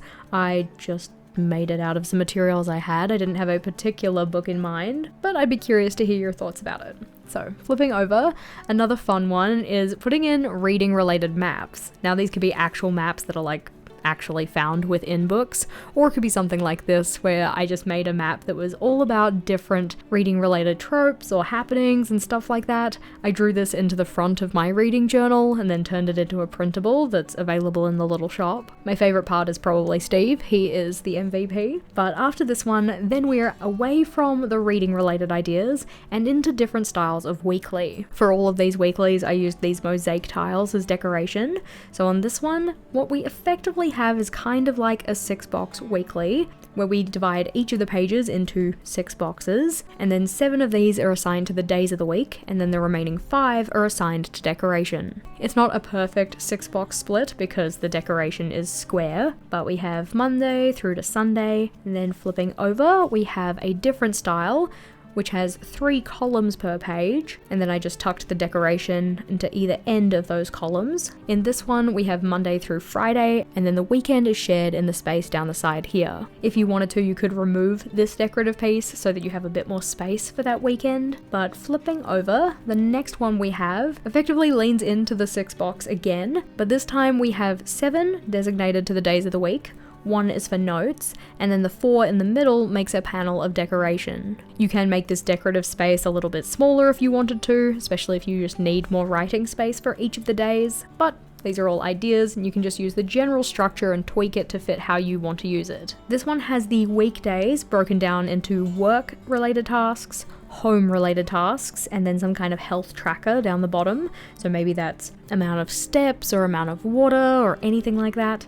The weekend is shared on the side here, and then we have the health space for Saturday and Sunday stacked in the bottom corner. For this one, I just laid all of the tiles very close to each other and made a panel of decoration along the top, but you could again make that smaller and give yourself more availability for writing space in this section. The next weekly style we have has some little trackers down the bottom for habits, mood, and water. There's also a note space, and then we have about an equal amount of space for each of the days of the week and the 2 weekend days. The extra space has the decoration, though you could also remove this and put in something like a gratitude log, expand the habit tracker if you have more habits you want to keep track of, add in a meal log or meal planner, any other kind of modules that would be helpful for you. This one is a take on what I would call the 8-box weekly, where you have 4 boxes on one page and then 4 boxes on the other, but we've just made those a little skinnier so that we can have the decoration down the sides. For each of these we have the days of the week with the little space to record your dinner plans, and then the note space in the corner here. This is similar to the style of weekly that Vogel likes to use in his journal. He effectively uses this every single week for the entire year, but this style of weekly has a time ladder from 8 to 10 for each of the weekdays, and then a space for a checklist for Monday through Friday, and then Saturday and Sunday on the side. I can't say that the general aesthetics of this layout in particular are my favourite, but if I had to take in, more time, care, ruled the lines rather than freehanding them, it would probably look a lot more put together, but in terms of a general structure, it is a layout that I think I would probably use. In this one, the decoration is focused on the corners, so we have larger task lists for Monday and Tuesday, and then smaller task lists for Wednesday through Saturday. Sunday has a similar size to the Monday-Tuesday, and then we also have a general task list for the week on the side here. This is particularly good for people who find that Monday and Tuesdays are quite productive days, and Sundays maybe they have a lot going on as well, but this part of the week there isn't really as much to record. I personally find that my Mondays and Tuesdays are my most productive days, and then by the time I get to Wednesday, my motivation's falling off a little bit, and I don't often get quite as much done. Thursdays are definitely the worst though, but flipping over, this is another style that has a time ladder, but this time for the entire of the week, not just the weekdays. So for each of Monday through Sunday, we have 6 AM through to midnight, and then a task list section at the bottom. This one's a little bit tight for me, but if you have smaller handwriting, or you don't write things that are quite as wide horizontally, then this layout could work quite well. You could also change the spacing of this to utilize the full page, getting rid of the decoration. I just personally prefer not to have boxes go across the middle of the journal or where one page meets the next. I find it a little hard to write there. It's not too bad, but it's not my preference. In this one, we again have the weekend shared, but we have Monday through Friday with a lot of space to write down tasks, and then also a general task space down the bottom for any extra things you need to record. Maybe things that don't have a specific day of the week they have to be done on, just you need to do them at some point in the week. This one also has a routine tracker, so we have a little column for each of Monday through Sunday, and then the routines can be added into this bullet pointed list here. Flipping over though, this one is a 1-page weekly. So we can see that I've divided the page into 9 sections, so 3 here, 3 here, 3 here. 2 of those are designated to decoration, and the other 7 are designated to the days of the week. Another way to add some kind of like fun visual interest is just by changing up the line color, so doing a kind of pattern layout so it just looks a little bit more interesting. And then on this one, we still have 3 columns, but I've just divided the page in half, so we have the top and the bottom, so the weekend is again shared. You can of course use this layout without combining the weekend, just make this Saturday, and then when you flip over, just put the Sunday here, and then the Monday, and the Tuesday, so on and so forth. Notably, different palette, so next set of ideas. This one is related to the stuff we had in the front cover here, so you can see same style of tape, same color palette that we're using. But this idea is having a layout spacing reference. So rather than having a grid guide or like, having the numbers of 1 through 26 and 1 through 38 and showing how to divide your page into equal sections, this is effectively a map to use to set up very specific layouts for yourself, especially if you find you're using the same kind of layouts time and time again. As you get used to the spacing of them, you can have this as a reference for yourself. So to do my header, that's going to be 2 boxes by 26 boxes. To do the first box here, that's going to be 13 across and 13 down. These just effectively give you a scaffold to follow, and you set them up so that they are specifically related to the layouts you commonly use, rather than just generic kind of divisions of thirds and halves. You can of course include those as well if you want to, but this is just a little bit more helpful for specific layouts. The idea we have here though is an in case of, so in case of impatience, sadness, anxiety. This is just a little pocket that has these little cards, and the cards in general with the kind of like staggered effect is also an idea too. By having them staggered, it means that you can see the title of each of those cards at a glance and then pull out the one in particular that you want to reference. On each of these cards though, the in case of idea, you would write down things that you can do when you're feeling sad,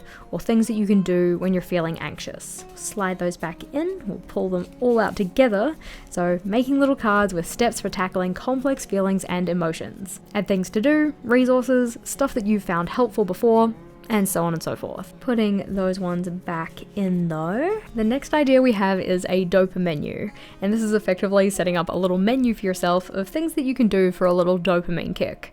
You can set this one up so it's like a traditional menu, so things like starters, which are very small little things you could do, sides, so things that you can do alongside something else, mains, things that take up a little bit of time, and then desserts, things that are good in moderation. Flipping over, our next idea is a categorized future log. This one is similar to a regular future log, it's just that you've categorized the entries here, mainly so that you can find particular types of information faster. In this one we have a space for events, a space for birthdays, and then maybe this section at the top is like a general theme for the month if you wanted. So if there's something you want to focus on in particular for each of the months, you could write that at the top. After this one, the next idea we have is a yearly favorites. This would be a summary page that you probably set up at the end of the year, just to highlight some of the favorite things that you had throughout the year. You can either populate this as you go, so printing off little pictures or drawing little doodles, and you don't have to arrange it in a bingo board style like I have here. I just thought that it worked nicely with the layout we have here, which is a New Year bingo. In this one, you would write down like your predictions for the new year and see which ones actually happen as the year progresses. They can be as tame or as unhinged as you want.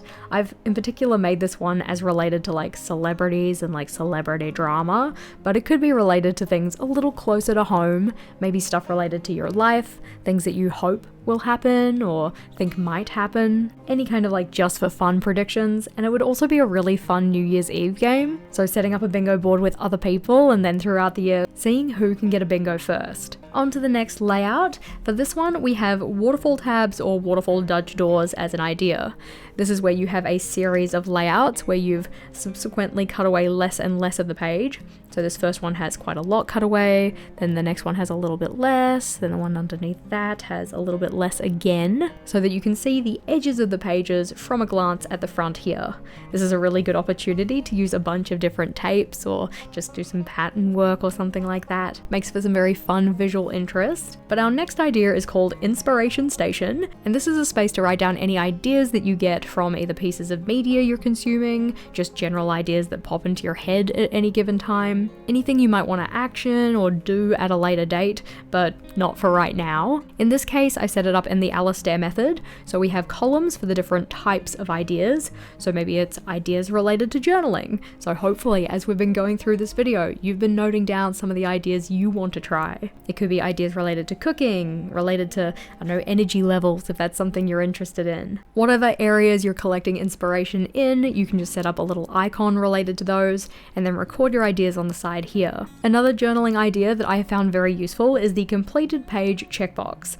This is putting a little checkbox in the top corner of the page, so that once you've dealt with everything on the page, like you've actioned everything or you've migrated everything the page is finished with, then you can just put a little checkbox, so when you're flipping through your journal next time, you know there's nothing that has kind of like escaped or fallen through the cracks or anything like that on that page in particular. As said, very good for migration. The next idea we have though is a weekly roadblocks map. So this is thinking about in terms of some goal you have. So we'll talk about it in terms of meal planning. Let's say you're trying to plan your meals for the week. What are the roadblocks or obstacles you foresee in the week ahead? For each of the days of the week, you just note down anything that could kind of hinder your progress or needs to be taken into consideration, and write those out in the relevant day so that you can figure out a way around them. It's good to plan in advance for these potential challenges that we kind of know are coming, but may not necessarily pay attention to if we don't write them down. Flipping over, our next idea is a spark list. So similar to the trigger list that we talked about before, this one in particular I did in relation to creative work. So things that could spark your creativity. I've put them in terms of like the category of creativity, so journaling versus art making versus any other kind of creativity you do. So thinking about little prompts that could help you spark your creativity in those areas. Another fun idea is a tiny wins log. So this is effectively an evidence log that good things do happen. Tiny wins are happening. Technically speaking, you could also include bigger wins on here, but it's good to notice those small achievements too. Just helps us feel like we're making progress. This next layout is the do more of idea, so similar to the read more of idea from before, but effectively we have a series of things you're trying to do more of, and then for each of the months of the year, you record how many times you did those things. It could also be good to include a key here, especially if you're using symbols and they're new to you. Want to make sure that you remember what those things actually were. But on to the next idea. This one is a list of commonly forgotten things.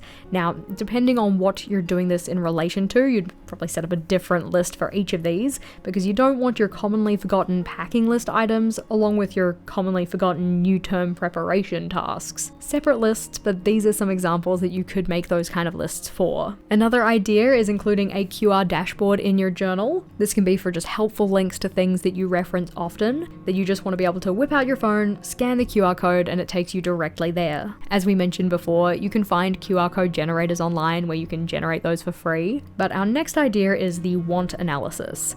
This is something that I use anytime I go to do a new journal setup, whether that's like a new journal setup, like a fully new journal, or a new month, or even a new week. It's just a way for me to properly plan out what I should be including versus what I should probably not be including. Want here stands for wins, aversions, needs, and to try. So what things worked well, what things did not work so well in terms of like your last setup, and then looking forward to your new setup, what kind of things do you foresee as being something that would be necessary, or some kind of area that needs to be addressed, some kind of challenge that might have something you can set up in your journal for it. And then in terms of to try, this is anything you want to test or tweak or trial, anything you wanted to bring into your system that's a little bit new to what you've done before. Or I guess you could also be trying the reintroduction of something as well. After this one, our next idea is a digital layout planner. That is something I use to plan out all of these layouts and also a bunch of the other ones we've had in this video. It's essentially just a spreadsheet that is sized to the dimensions of your notebook so that you can digitally plan your notebook before you go and try and do it on paper. I found it very helpful for eliminating stuff-ups and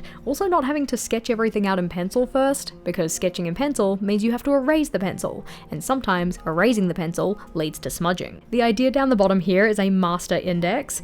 Especially if you have as many journals as I have, having something like this can be really useful for very quickly being able to find certain things. For instance, I am definitely going to be setting up a master index for my R&D journals, so I know which notebook which ideas are found in. For instance, this guy here is the green teapot, and the ideas we have in here are these ones. We had the reading journal ideas, the meal planning layouts. So to make it easier to find which notebook each of those idea collections are in, I'm going to be setting up a master index for myself. The idea we have here though is the yearly awards idea, so kind of similar to the book awards, but thinking about your year as a whole, not just your reading. So best adventure, best book, a memorable meal, biggest risk taken. The categories that you decide to give awards in, you don't actually have to give any awards, it's more just a for fun page, but categories completely up to you. Depends on what you want to celebrate at the end of the year, or commemorate, or just make note of. Flipping over, our next idea is an in case of emergency page. This one could be really good as a removable layout, so maybe washi taped into the front of your journal or stored in the little pocket like we had here, but this is effectively a space to write down emergency information that would be, funnily enough, good in an emergency. We set it up hoping we're never going to have to use it, but if in case we need it, having this information on hand so that it can be pulled out of your journal and handed off to like a medical professional or something like that literally could save lives. Some of the information you could include on here would be like blood type, birth date, emergency contacts, medications. But the next layout we have is 20 XXs in 20XX. So typically it would be like, 20 25s in 2025 or 2026s in 2026. Effectively, it is a list of 20 things you want to do 25, 26, 27 times in whichever year you're looking at. I mostly make these things just for fun stuff, so it's like books read, movies watched, anything like that. The items you actually include on here, do make sure that you consider if it's the kind of thing you can do that many times. You also don't have to match the number to the year. It could be like 20 things to do 10 times, or 10 by 10 things to do 10 times. But I like to consider my different life areas, the things that I'm hoping to do repeatedly throughout the year, and put those kind of things on a layout like this. Flipping over, our next idea is a space for journal theme planning. I used to use this a lot in my setups while I was planning my layouts, so thinking about what color palette or materials do I want to use? Do I have a particular lettering style that I want to make use of? Do I have any aesthetic notes?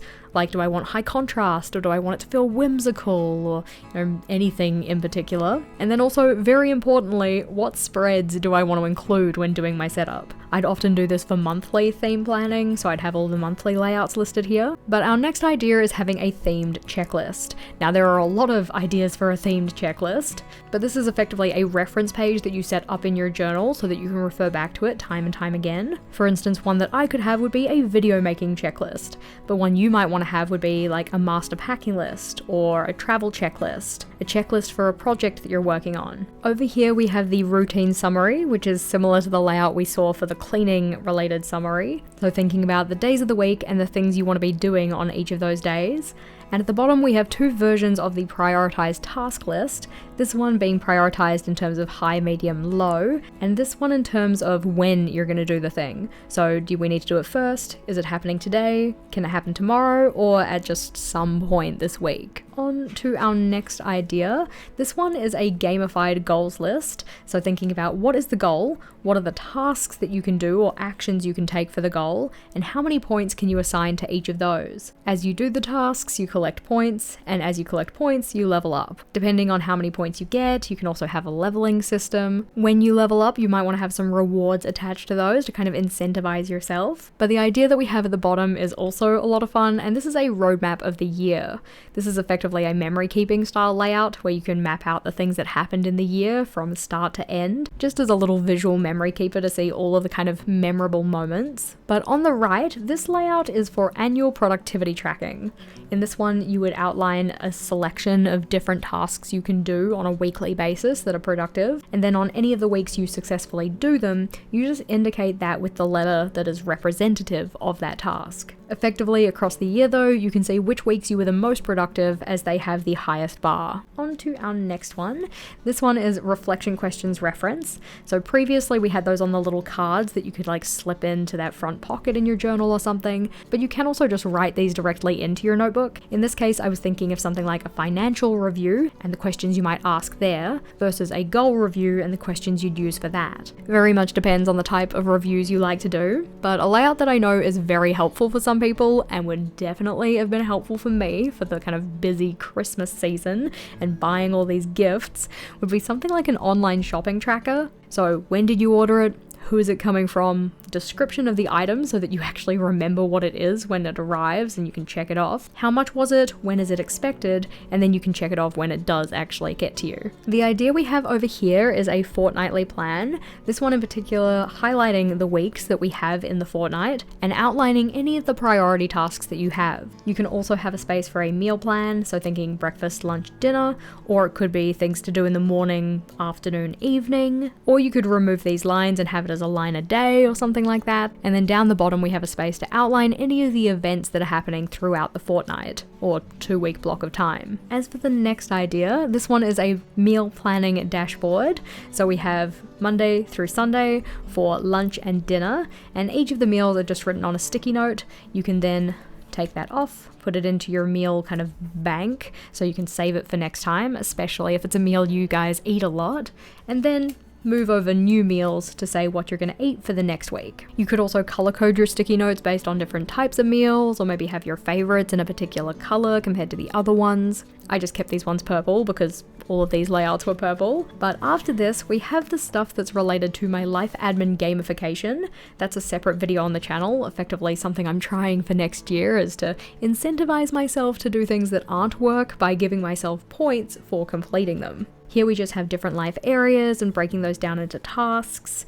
We have renaming the categories so they're a little bit more like fantasy RPG themed, assigning points to the tasks, and then also assigning the points to different levels and rewards for each of those. Over here we have some color swatching because after this we're into another set of layouts, these ones all being related to end of year reviews. Some of these might seem familiar, but the first one we have is favorites of the year, this time not arranged in a bingo board but instead as little boxes. So just listing out your favorites in a bunch of different categories depending on what's important to you. And this one is a year in stats. So thinking about anything that you have from your year that you can record in a numerical format and also get an accurate representation of those numbers because that can be kind of hard for some of these, and just recording your year in numbers effectively. Flipping over, our next idea is a Spotify Wrapped style. So you could also just do this for your Spotify Wrapped, recording any of the information that you get out of that one, or you could rename these sections so they're related to your year in general. I saw somebody do a really fun like couples edition one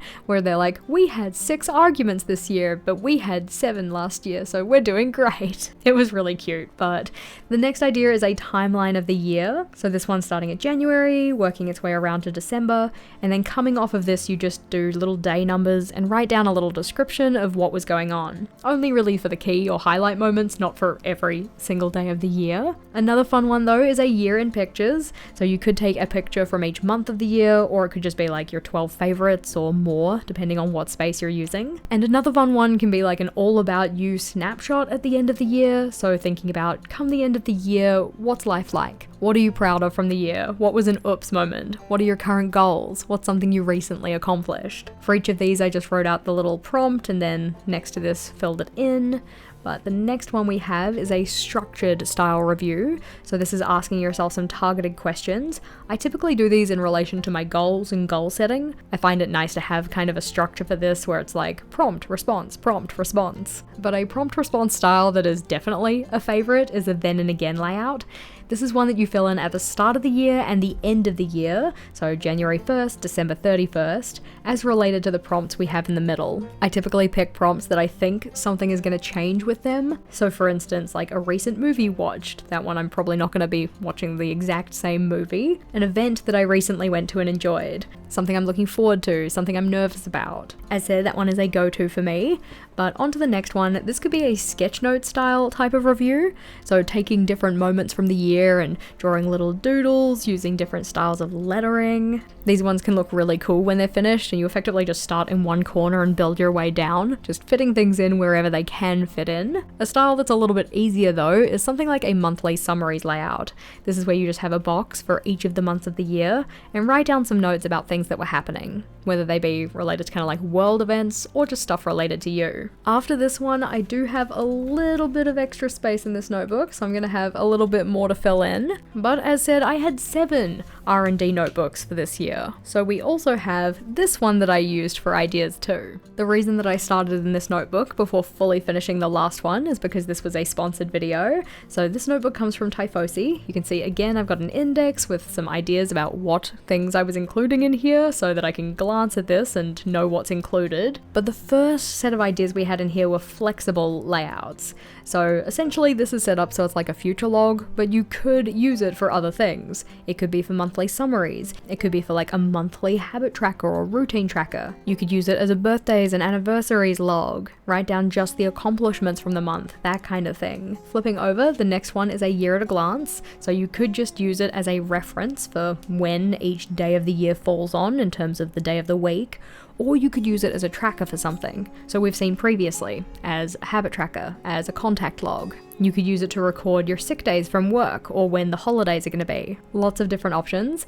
Another one with a huge number of options as a year in pixels. So yes, you could use it for your mood, which is what it was originally kind of shared as, but it could also be for tracking your savings or how much you spend each day. How many steps did you get? What type of exercise have you done? This could also be set up as a contact log. So which days of the month or year even did you reach out to other people? You could color code it based on which person you reached out to. Lots of options, very flexible layout, which is funnily enough why it's in the flexible layout related section. The monthly log is also another flexible one. Yes, we could use it for events. You could also use it as a meal planner. You could use it for a doodle a day, as a gratitude log, a daily highlight. You could use it to record when you were reading particular books. We've seen the monthly calendar pop up in a couple of the different ideas for layouts, so flipping over. This one is typically what we would call the 8-box weekly, so it can be used as a weekly log with 7 of these for the days of the week and then 1 for just notes or a general task list. But you could also use it for goals, so writing out 8 different goals you're working on or considering 8 different life areas and things you might want to accomplish in those. You could use this as a monthly reflection space, so for instance, wins, memories, challenges, things you learned about yourself, doing a little review of your finances, new things that you tried this month, things that you want to take forward with you, and things that you want to leave behind. So same structure as just a general weekly, but a very different use. This one is an overview page where we have 12 weeks running down the side here, and you can just use this as an overview of like an almost 3-month period. It can be good to get kind of a bird's eye view of your going-ons and what you have coming up on the horizon. The general structure is similar to a regular monthly log, it's just you've made the boxes a little bit smaller so that you can fit more weeks in. After this one, we have a 101 things list, which has definitely been a favorite for me for many years.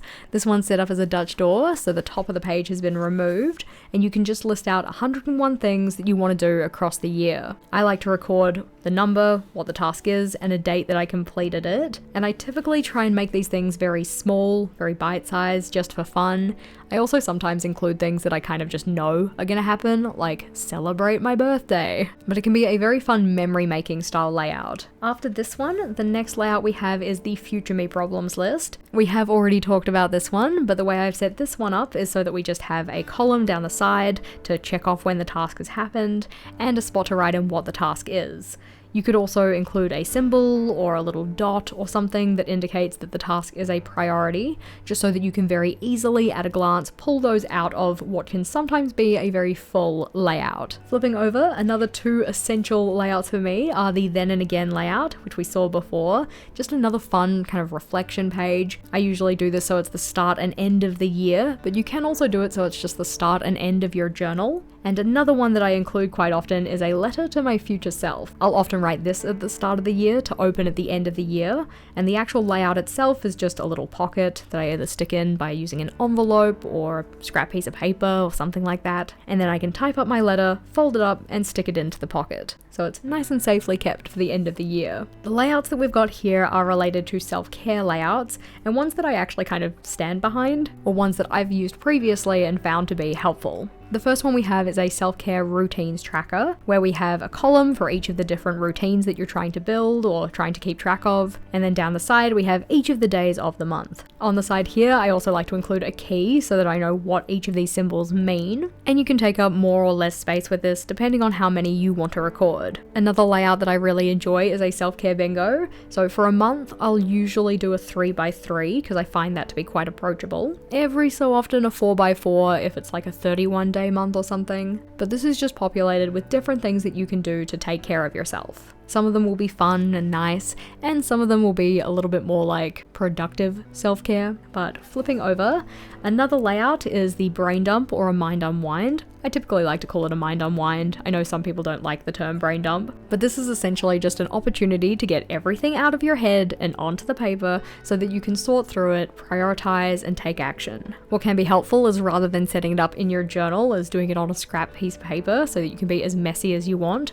Or if, like me, you type faster than you handwrite, then typing your list could be helpful. Just helps you get all of those ideas out even quicker. But the next layout idea we have is a mid-month review. I love mid-month reviews. Often the mid-month point is when our motivation kind of slumps. We've lost the new month high and we're feeling like, oh gosh, I'm like not getting the stuff done that I would hope to have been getting done. It's just an opportunity to kind of re-motivate yourself. So I do these every month pretty much without fail. So thinking about what have you accomplished so far? What kind of challenges have you faced? Sometimes thinking about what kind of similarities do I have between the things I've managed to do versus the things I haven't managed to do. And then also setting my priorities or intentions for the rest of the month. Notably, this journal has quite a lot of blank space left in it, so I'm definitely going to be using this one some more next year. But the next journal that I started to use was actually a traveler's size. The majority of the layouts that I have in here were not set up this year, but we do have separate videos on the channel for them. But the ones in particular that were featured on the channel this year were daily ideas. So ways that you can set up your daily log. It doesn't have to be in a traveler's, it can be in any size of notebook. But you can do the very simple one of just writing out the header, listing down anything you need to do, and then once that day is over, list out the next one. If you want something with a little bit more structure though, then the next idea might be for you.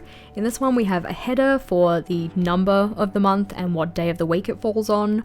We have a space at the top, which you could use for events, priorities, affirmations, the space for the task list, and then a little kind of reflection space for the end of the day. You could put in highlights, memories, gratitude, and at the very bottom here I had a space for a meal log or a meal plan. Possibly like a meal plan where you write in what you wanted to eat and then maybe check it off, or log what you actually consumed. Flipping over though, the next daily log idea is more of a time ladder style. So we have the numbers from 6 AM to 8 PM down the side here. You can just write in when you're doing particular things, and then depending on the space in your layout, like if you're using a traveler size, it's a little skinny, but if you're using a regular A5, you could also just write a daily task list down the side as well. What I've done is that I've given a kind of header for each of the different spans of time or things that you're doing in these spans of time, and then nested tasks underneath this as related to that overall item that's happening. On the other side, we have another time ladder style, but this one goes across the page. I haven't actually numbered what hours these are related to, but that's something that you could add in. We also have a space to record the high and low temperature. We have the task list that you can use with different symbols if you want to go with boxes like this one, and then also a spot for daily journaling because you can add that into your dailies as well. On to the next layout idea. This one has the time blocks that we saw in an earlier layout, so thinking about the 2 before lunch, the 2 after lunch, and the 1 after dinner. And you could also include a space for your highest priority task. Underneath this, it would just be your regular task list, some of these not so reasonable for a one-day thing. And if you don't really like having your task list all just in one kind of long running column, you could try and segregate those out into different types, so like work-related things, personal. In this one we also have a work schedule. I was thinking mainly about the idea of being a teacher here, so the different school periods and the break times and such. And then another spot for some daily reflection notes. Over the page we have another style, this one also having a time log, and then a space for notes or tasks or whatever else. This one though is split into 3 sections, so morning, afternoon and evening, And you can also put an indication of like, how is your energy going? What was your mood? Have you been hydrating? Essentially just little check-in points so that you can record these little check-in notes or possibly habits that you want to do multiple times a day. On to the next one. This one is a priorities, tasks, notes, and gratitude section. And this is kind of similar to the first structure we had, but it's just in the case that you don't necessarily know how much space you're going to need. So you set up the kind of scaffold for the day, only putting in the priorities label, and then write in all of your priorities, however many you've got for the day, and then wherever that finishes off, then you put the next header for the task list. Similar idea, once you've done all of your tasks, you can put in your section for notes, and then you only have as much space as you need for each of those sections. At the end of the day, you could also have the rest of the space used up for journaling or doodling or whatever else. This idea is a prioritized daily task list. So we have H for high priority, M for a medium priority, L for low, and then N for a note or not a priority. You can of course use these columns for other things as well. So for instance, places, life areas, timeframes, whatever else. So essentially taking the structure like we had in this example, doing work and personal, and just having a column with a W and a column with a P, just so that then you can still have your tasks all together. You don't have to section out a particular amount of space for one type of list, but you've still got a way to differentiate between the two categories. Over the page though, next idea we have, this one has some kind of like routines or trackers at the top. So like cups of water, like have you eaten your meals for the day or whatnot. You can record what your meals are. This one could be an energy or a mood tracker for each of how many hours in the day. So an up arrow to say high or like high energy, high mood, anything like that. A line to say medium, mediocre, and then a downward arrow to say low. In here, tasks, to-dos, notes. But you can also get a little bit more decorative with your dailies. They don't have to just be kind of list style. I typically gravitate towards list style, but you could have things like little pictures related to the day. You could make little boxes with different borders and stuff like that to add some decoration, just making your journal a little bit more fun to be in and a little bit more fun to use. On the next one, we have dailies that are kind of more of a weekly setup. So you put in a header for each of the daily sections, and then you leave the rest of the space blank and just go and fill things in as you go. This can be a good kind of hybrid between a regular weekly log versus daily logging, especially if you have tasks that you know you're going to want to do later in the week. Say on a Monday, you already know something you want to do on a Thursday. You've got that Thursday space designated, so you can still drop the tasks in there. After this one, we just have a last minute task list and then a bunch of blank space to use up next year. But while these layouts were daily logs that you could realistically use in any size journal, we also had video ideas on the channel dedicated to specific size journals, this one being a B5. Just ignoring the fact that the front cover is kind of falling off this one, make sure that you like this video to send your thoughts and prayers for my dilapidated notebook. But the first idea we have here is just an index. A lot of the ideas we have in this one can be resized for other journal ideas, but we have a nice decorative Dutch door down the side here using this floral PET tape, and then flipping on over we have a year at a glance. The nice part about the size in a B5 is that you can have a year at a glance that's actually more than a year, so this one also includes the first 3 months of the next year, and with the space on the side here you can also include a future log. Now there are a lot of different styles of future log that you can include in your journal, not just in a B5. In this style we just have a box for each of the months from January through to August, and then on this side we have an Alistair style method. So a column for each of the months of the year, and then a space to write out the events. In this one you could put a dot underneath the relevant column, or you could actually write in the number for the day within any month. On this future log style we have a space for each of the months of the year, and as said with the B5 size you've got a nice amount of writing space for each of these, both vertically and horizontally, of course depending on how many things you want to record. This one here is a work week schedule, so it just has Monday through Friday, and then 7 blocks of time. You could of course do this as a time ladder, but I was thinking about it from a teacher point of view, because a B5 journal is a very good size if you're a teacher. If you want a journal that stays at work so that you're hopefully not working too much at home, this could be very useful for kind of like a timetable style layout.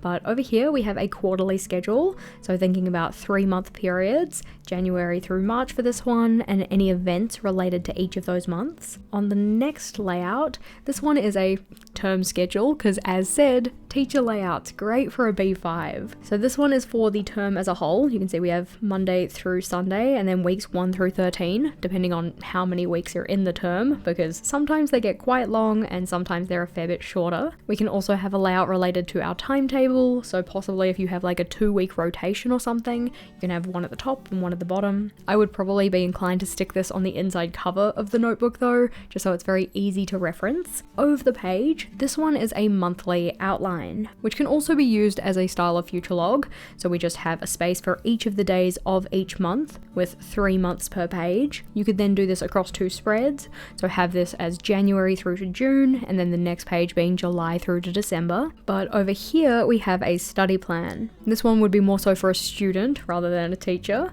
So thinking about when is the assessment happening, putting in a countdown, what kind of topics are going to be covered, how many lessons worth of materials do you have to review, what are those lessons, have you done the stuff related to them in terms of your studying. Very much depends on the style of assessment that you are studying towards. Over the page though, this one would be a topic outline, and I used to use these a lot when I was a teacher. So just getting myself very much ready for any new topic, thinking about what are all the lessons, have I organized all the materials from them, what other tasks do I have to do, and then just some general details for the topic. What a B5 can also be very good for is project planning. So I like to do these in kind of a modular way, so having different boxes or modules related to different stuff that's going to be helpful for the project. In this one we have details, a checklist, a schedule, a progress tracker, savings towards the project, and contact details for anybody who's related. Over the page though, for this one we have an expense log, so a space to write down the date, the item that was purchased,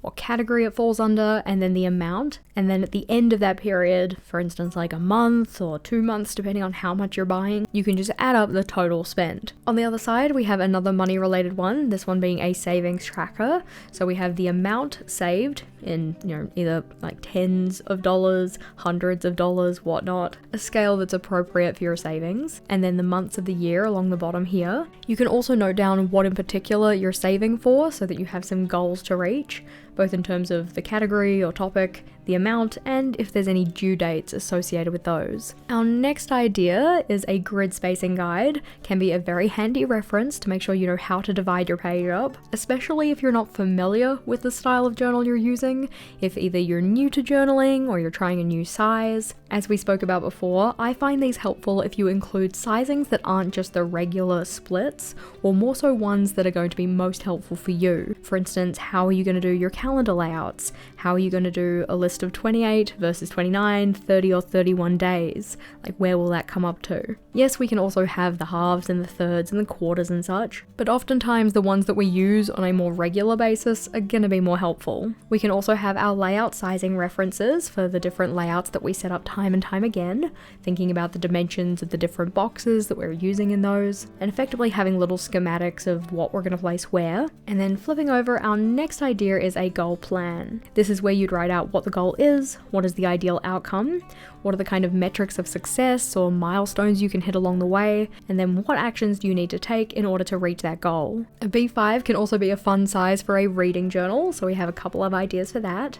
This one being a TBR, where you can stick in the little book covers and rate the reads. And then on our next page we have a bingo board. Could be used for media like movies, TV shows, books, or it could just be used for a little bit of fun. Write in the different items and then colour them in when they're completed. I of course had to include a year in pixels on here, but the nice part about the B5 is that you can include it vertically, like we've seen it previously, but you also have enough space to include it horizontally. This means you could include multiple of these in any given page, so using them to track a range of different things, like your mood, a habit for the year, reading amounts, spending. We've notably got some ideas here. But flipping over, and our next idea is a weekly schedule. Now this one was similar to the work week schedule we had before, but this one was just Monday to Friday and 7 blocks of time.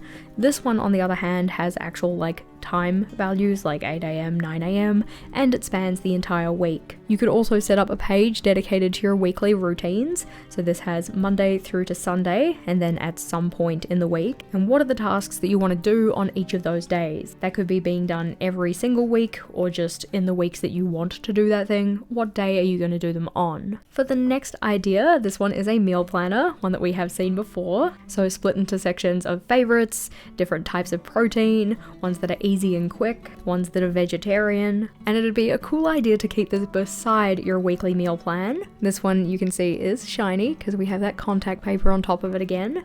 So you can write in what you're going to have for each of your dinners, just using this as a reference. And then once you have those in here, what do you need to get at the grocery shopping? The nice part about this being a B5, you have plenty of room, so you can have all 3 of these things right next to each other. On to our next idea though, this one is a list of related items. So I've done this as wants versus needs, but any kind of lists that are related to each other, you could put together. For instance, over here, these related lists are all different types of media. So books, movies, TV shows, and games. These ones were related because they're purchasable. These ones were related because they're kinds of media. But because you've got the extra space in a B5, it means that you have plenty of space to put entries to those lists, while also having those lists with a close by neighbor. Another type of layout that the B5 is great for is a Kanban board, because you have a lot of extra space, so you can put in the sticky notes and not worry about the sizing quite so much. For this one, I did it in terms of video making, so planning, making the video, or making the elements to go in the video, then filming it, editing, uploading, and scheduling. As things get completed or they can get moved, you just pull them off and move them down to the next relevant section. Over here we have monthly tasks, and in particular tracking those monthly tasks on an annual basis. So the initials for each of the months of the year, and then the list for what the tasks are. Then you just check off underneath the relevant initial when that thing has been done for any month. Over the page though, we have weekly tasks, which we have again seen before, but just the format of this has changed a little bit because now we're working in a B5. So numbers 1 through 52, and just checking off each week that happens. Or if you have a longer blurb that you need to deal with, you can condense that a little bit and make this section larger. We have the prioritization matrix again, great for tasks, projects, book ratings, whatever you want to use to order in terms of a definitive ordering or ranking.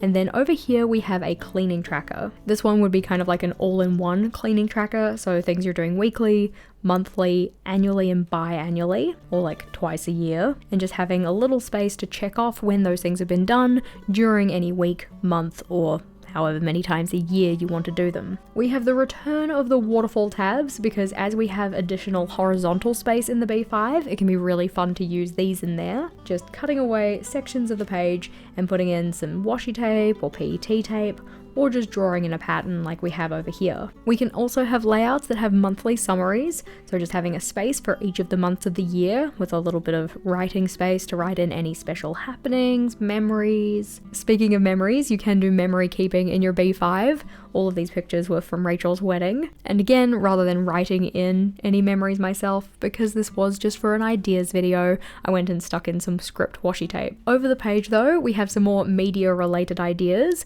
So you can do reviews in your journal, just printing off the covers, putting in your star rating and writing down your thoughts. We can also just have a year in covers or the media you've consumed, whether that be books, movies, TV shows, whatever else. Here we have some different styles of weekly trackers. These ones being a little summary of the whole year, just using these boxes. We have 13 across and 4 down, so that gives us the full 52 for the year. And then these ones would be for anything that's tracked kind of on a scale.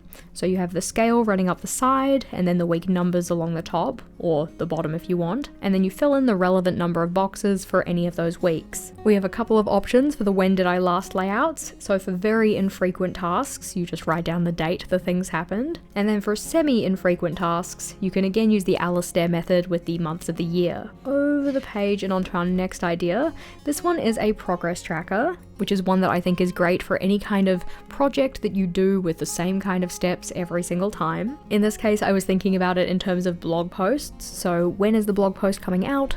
What is the title? And then all of the steps you would do in making that blog post. As you do the task, you just color in the relevant box to say that it has been done. Over here, we have an episode tracker. So each of these rows is a season of the TV show, and then each of the boxes is an individual episode. Especially if, for instance, I don't know, you're watching it off a DVD or something, and you don't necessarily know where you left off. While our streaming services usually do tell us where we got up to, sometimes things go wrong, so having a tracker to say, yes, I have seen up to this episode could be kind of useful. Another way you can use your B5 though is for common placing. Oftentimes we see common placing books being smaller, but if you have larger handwriting or you just have a lot of stuff you want to take down, then keeping it in here could make more sense. I've set this one up so that we have a side panel where you can record what type of information you were writing down. So effectively, what is the topic or what is it related to? You could either use a symbol or a letter or a color code or something, just so that you can scan your eyes down the list and find the ones that are related to each other. Over here, we have some ideas for meeting notes. So having your general meeting details, any kind of agenda. You could also write down the predicted amount of time spent on those items versus what was actually spent. Just helps you for planning the agenda next time. And then we have the spot down the bottom for notes, ideas, and things to follow up or tasks to do. You may have noticed that we have a couple of repeat ideas in this one, and that's mainly because it's about the sizing of the layout than it is about the layout itself. But on this one we have monthly challenges. In this one you write down what the challenge was for each of the months of the year, and then as you do them for each of the days, you just put a little check mark in the box. On the right hand side though, we have a monthly planning space. So we have a mini calendar for the month, some key dates or events that are happening, and then a space for each of the weeks of the month, a general task list, and stuff that's coming up for the next month. How you actually use this space in particular would be kind of up to you, mainly because you have your key dates over here, so maybe it would be week-specific tasks. But for the next idea, we have one of the styles of monthly log you can use. This one goes across the full spread and is in the style that the original bullet journal method would use. So the vertical style, we have numbers 1 through 31, along with the initials for each day of the month. Because that doesn't take up the full length of the page, you also have a space of possibility. So maybe that's some reminders for next month. It could be gratitude, reflection, doodling, whatever you want. Over here though, we have a space for your task list. So I've just written down some example tasks. These would be things that they don't necessarily have specific days that you want to do them, but you want to get them done at some point during the month. Another style of monthly log that you might want to use though is a calendar style. This one has been put onto one page, and so rather than doing Monday through Sunday along the top, you have it running down the side. This kind of like twisted style can take some getting used to. Technically speaking, you can just like rotate the notebook and do Monday through Sunday there.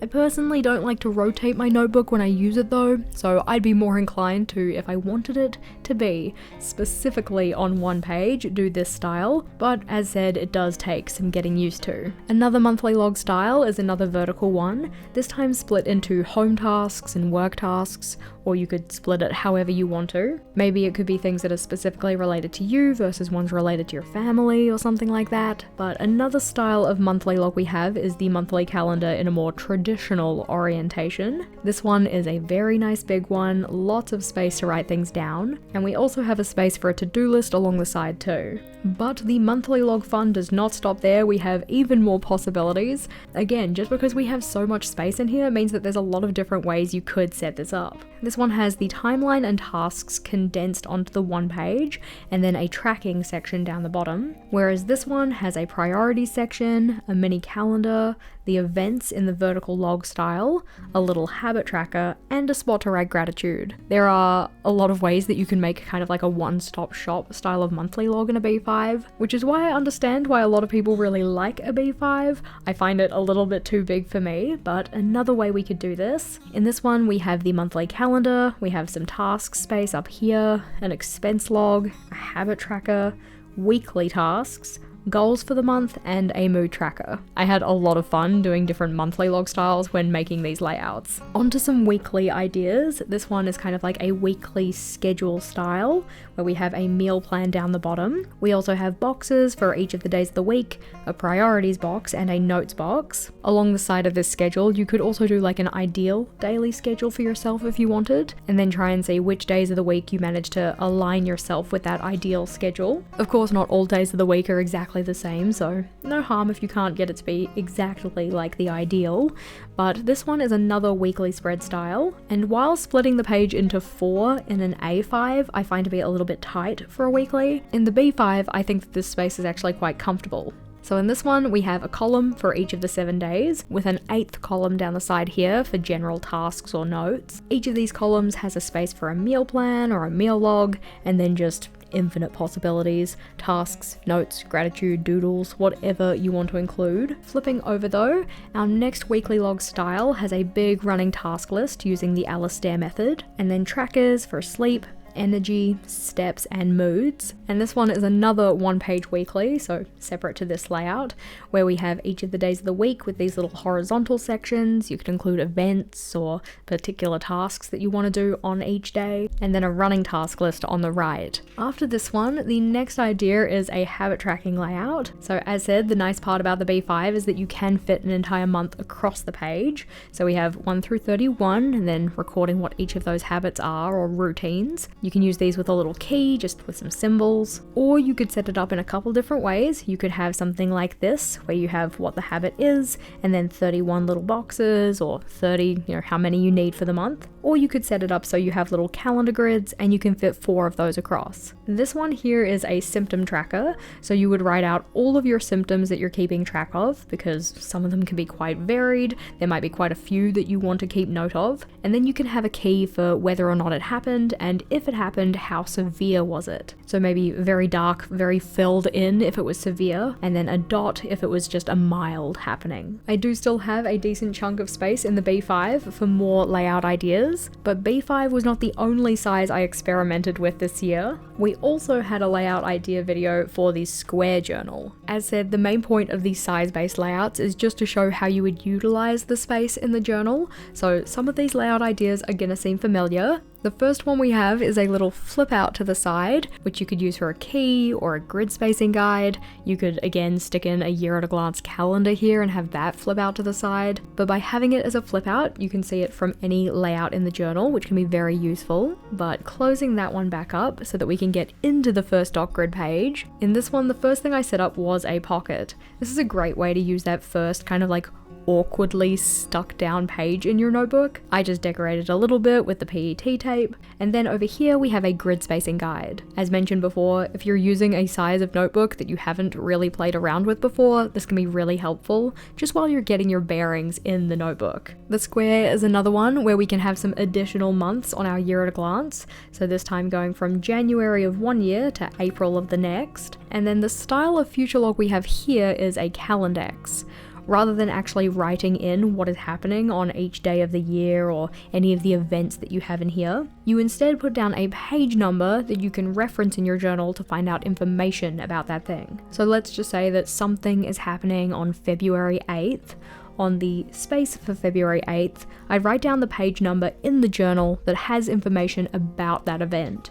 So if it's on page 42, I'd write down a 42. Then I can flip forward to 42 and see what's actually going on. That is one style of future log, but it's nice to have some options. This one is more of a horizontal style future log. You might be able to see there are some very faint blue lines in the middle of these boxes, so effectively splitting them into 2 columns. But essentially we just have 4 months per page with space to write down what's going on. I love this tape. It is so gorgeous. I am almost kind of sad that I used it in just an ideas video because it would have been really fun to use for a monthly setup in my journal, but I used so much tape in these layouts, notably not on this page, but this is another future log style. So 3 months and 3 months to give us 6 per page. For 2 pages, 12 months. After this one though, the next layout we have is another style of future log, one we have seen before. On this one in the Alistair method, I also included a column that says E, which is kind of like etc., like beyond just this year, but we can write down the happenings, list out what day number, in which month any of these things are happening. And then on this side we have a space for a year in pixels. Now for this year in pixels, I've done 2 boxes across for each of these cells for each of the days of the year, because we have plenty of horizontal space to do so.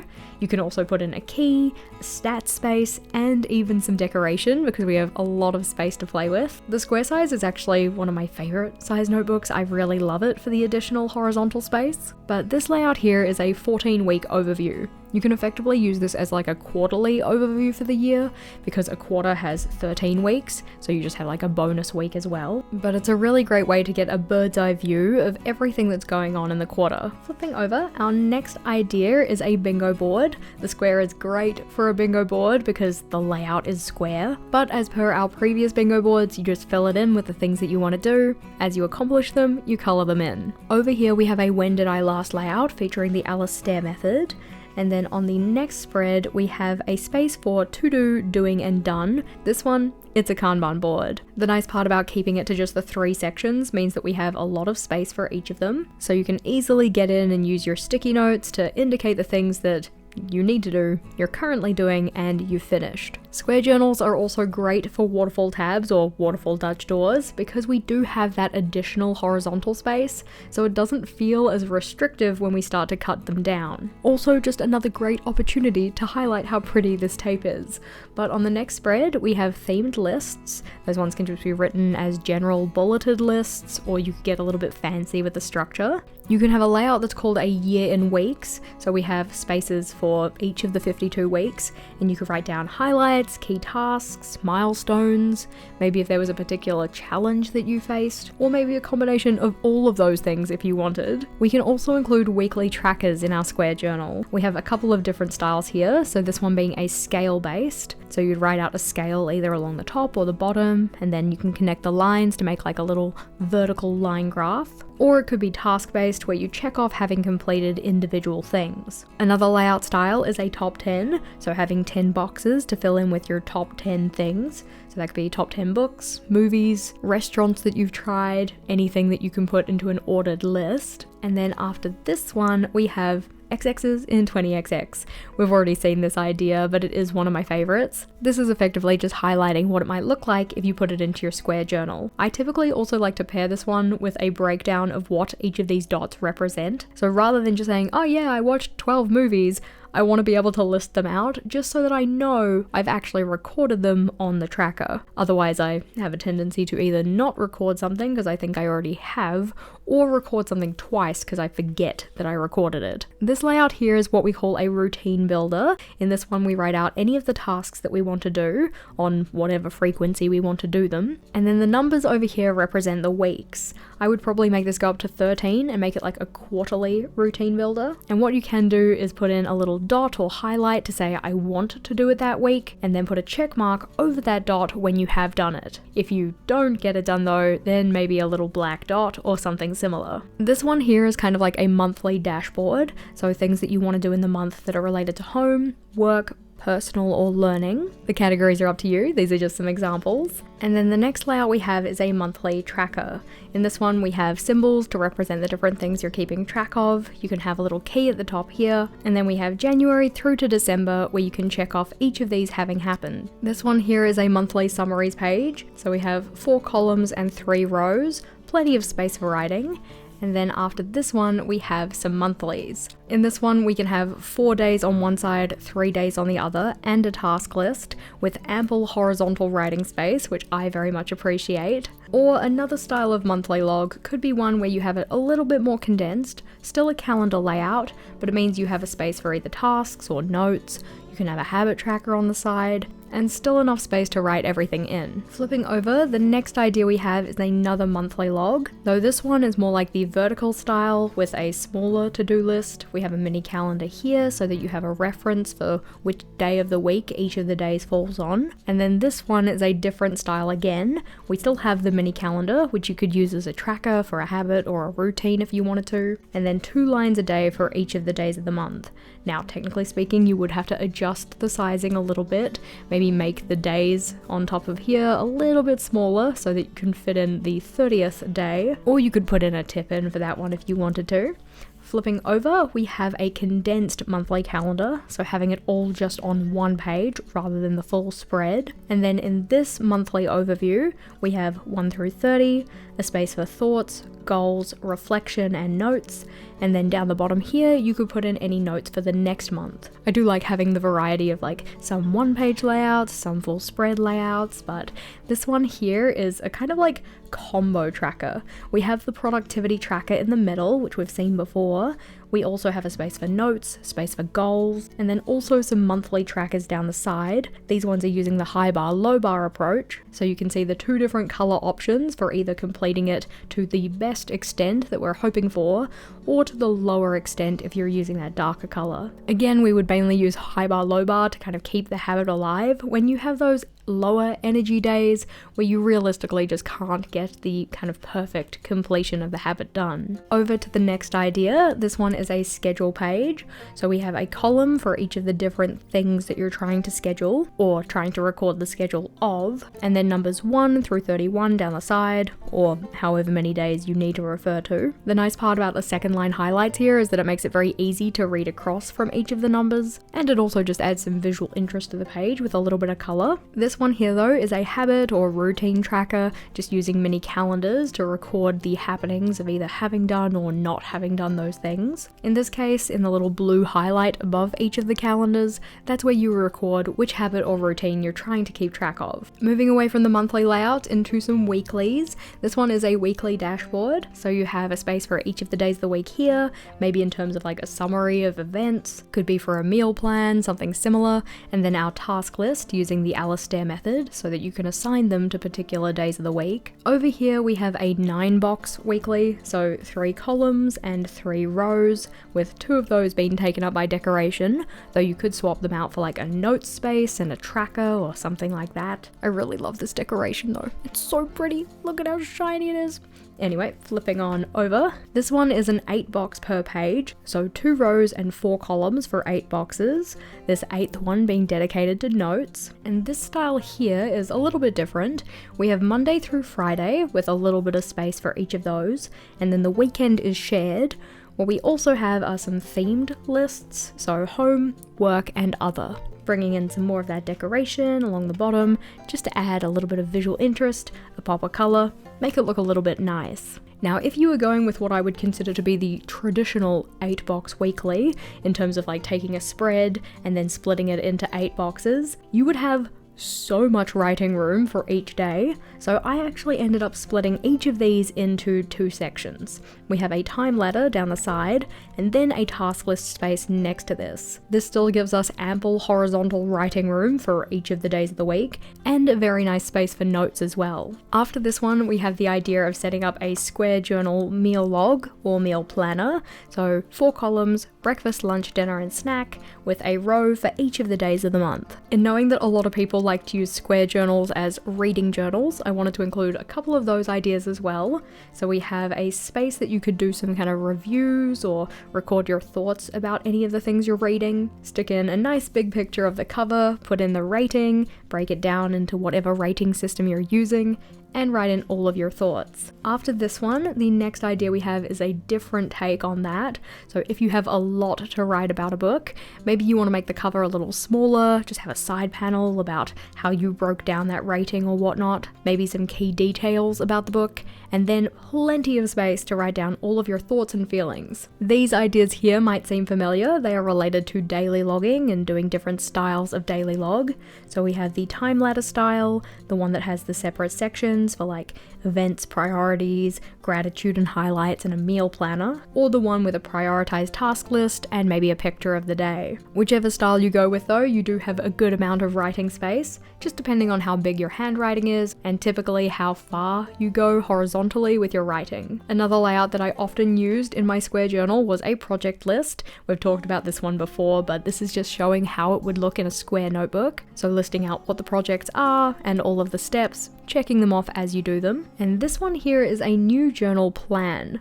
In this one, you effectively do the want analysis, so what worked, what didn't work or was an aversion, what kind of needs do you have, and what things do you want to try, or ideas that you have. And once you've done that analysis, you can start to plan out little thumbnails of what your next journal will look like. Notably, this is kind of like an A5 or maybe a B5 dimension kind of thing. So if you were going with another square, you would have to change up how these look. Just a little bit. After this though, I wanted to chuck in another weekly style. This one with each page being split into 2 columns and 3 rows. So we have Monday through Sunday, Wednesday's over here, and then the rest of this would be a to-do or task list section. There are a lot of different ways to do weeklies in a square. I mean, there are a lot of different ways to do weeklies in general, but for this one, we have a space for notes, a space for tasks, and then the space in here would be for daily logging, but the idea would be you'd write out the first header first, write down everything you need to do in that day, and then put in the next header. So you'd only use as much space as you need to.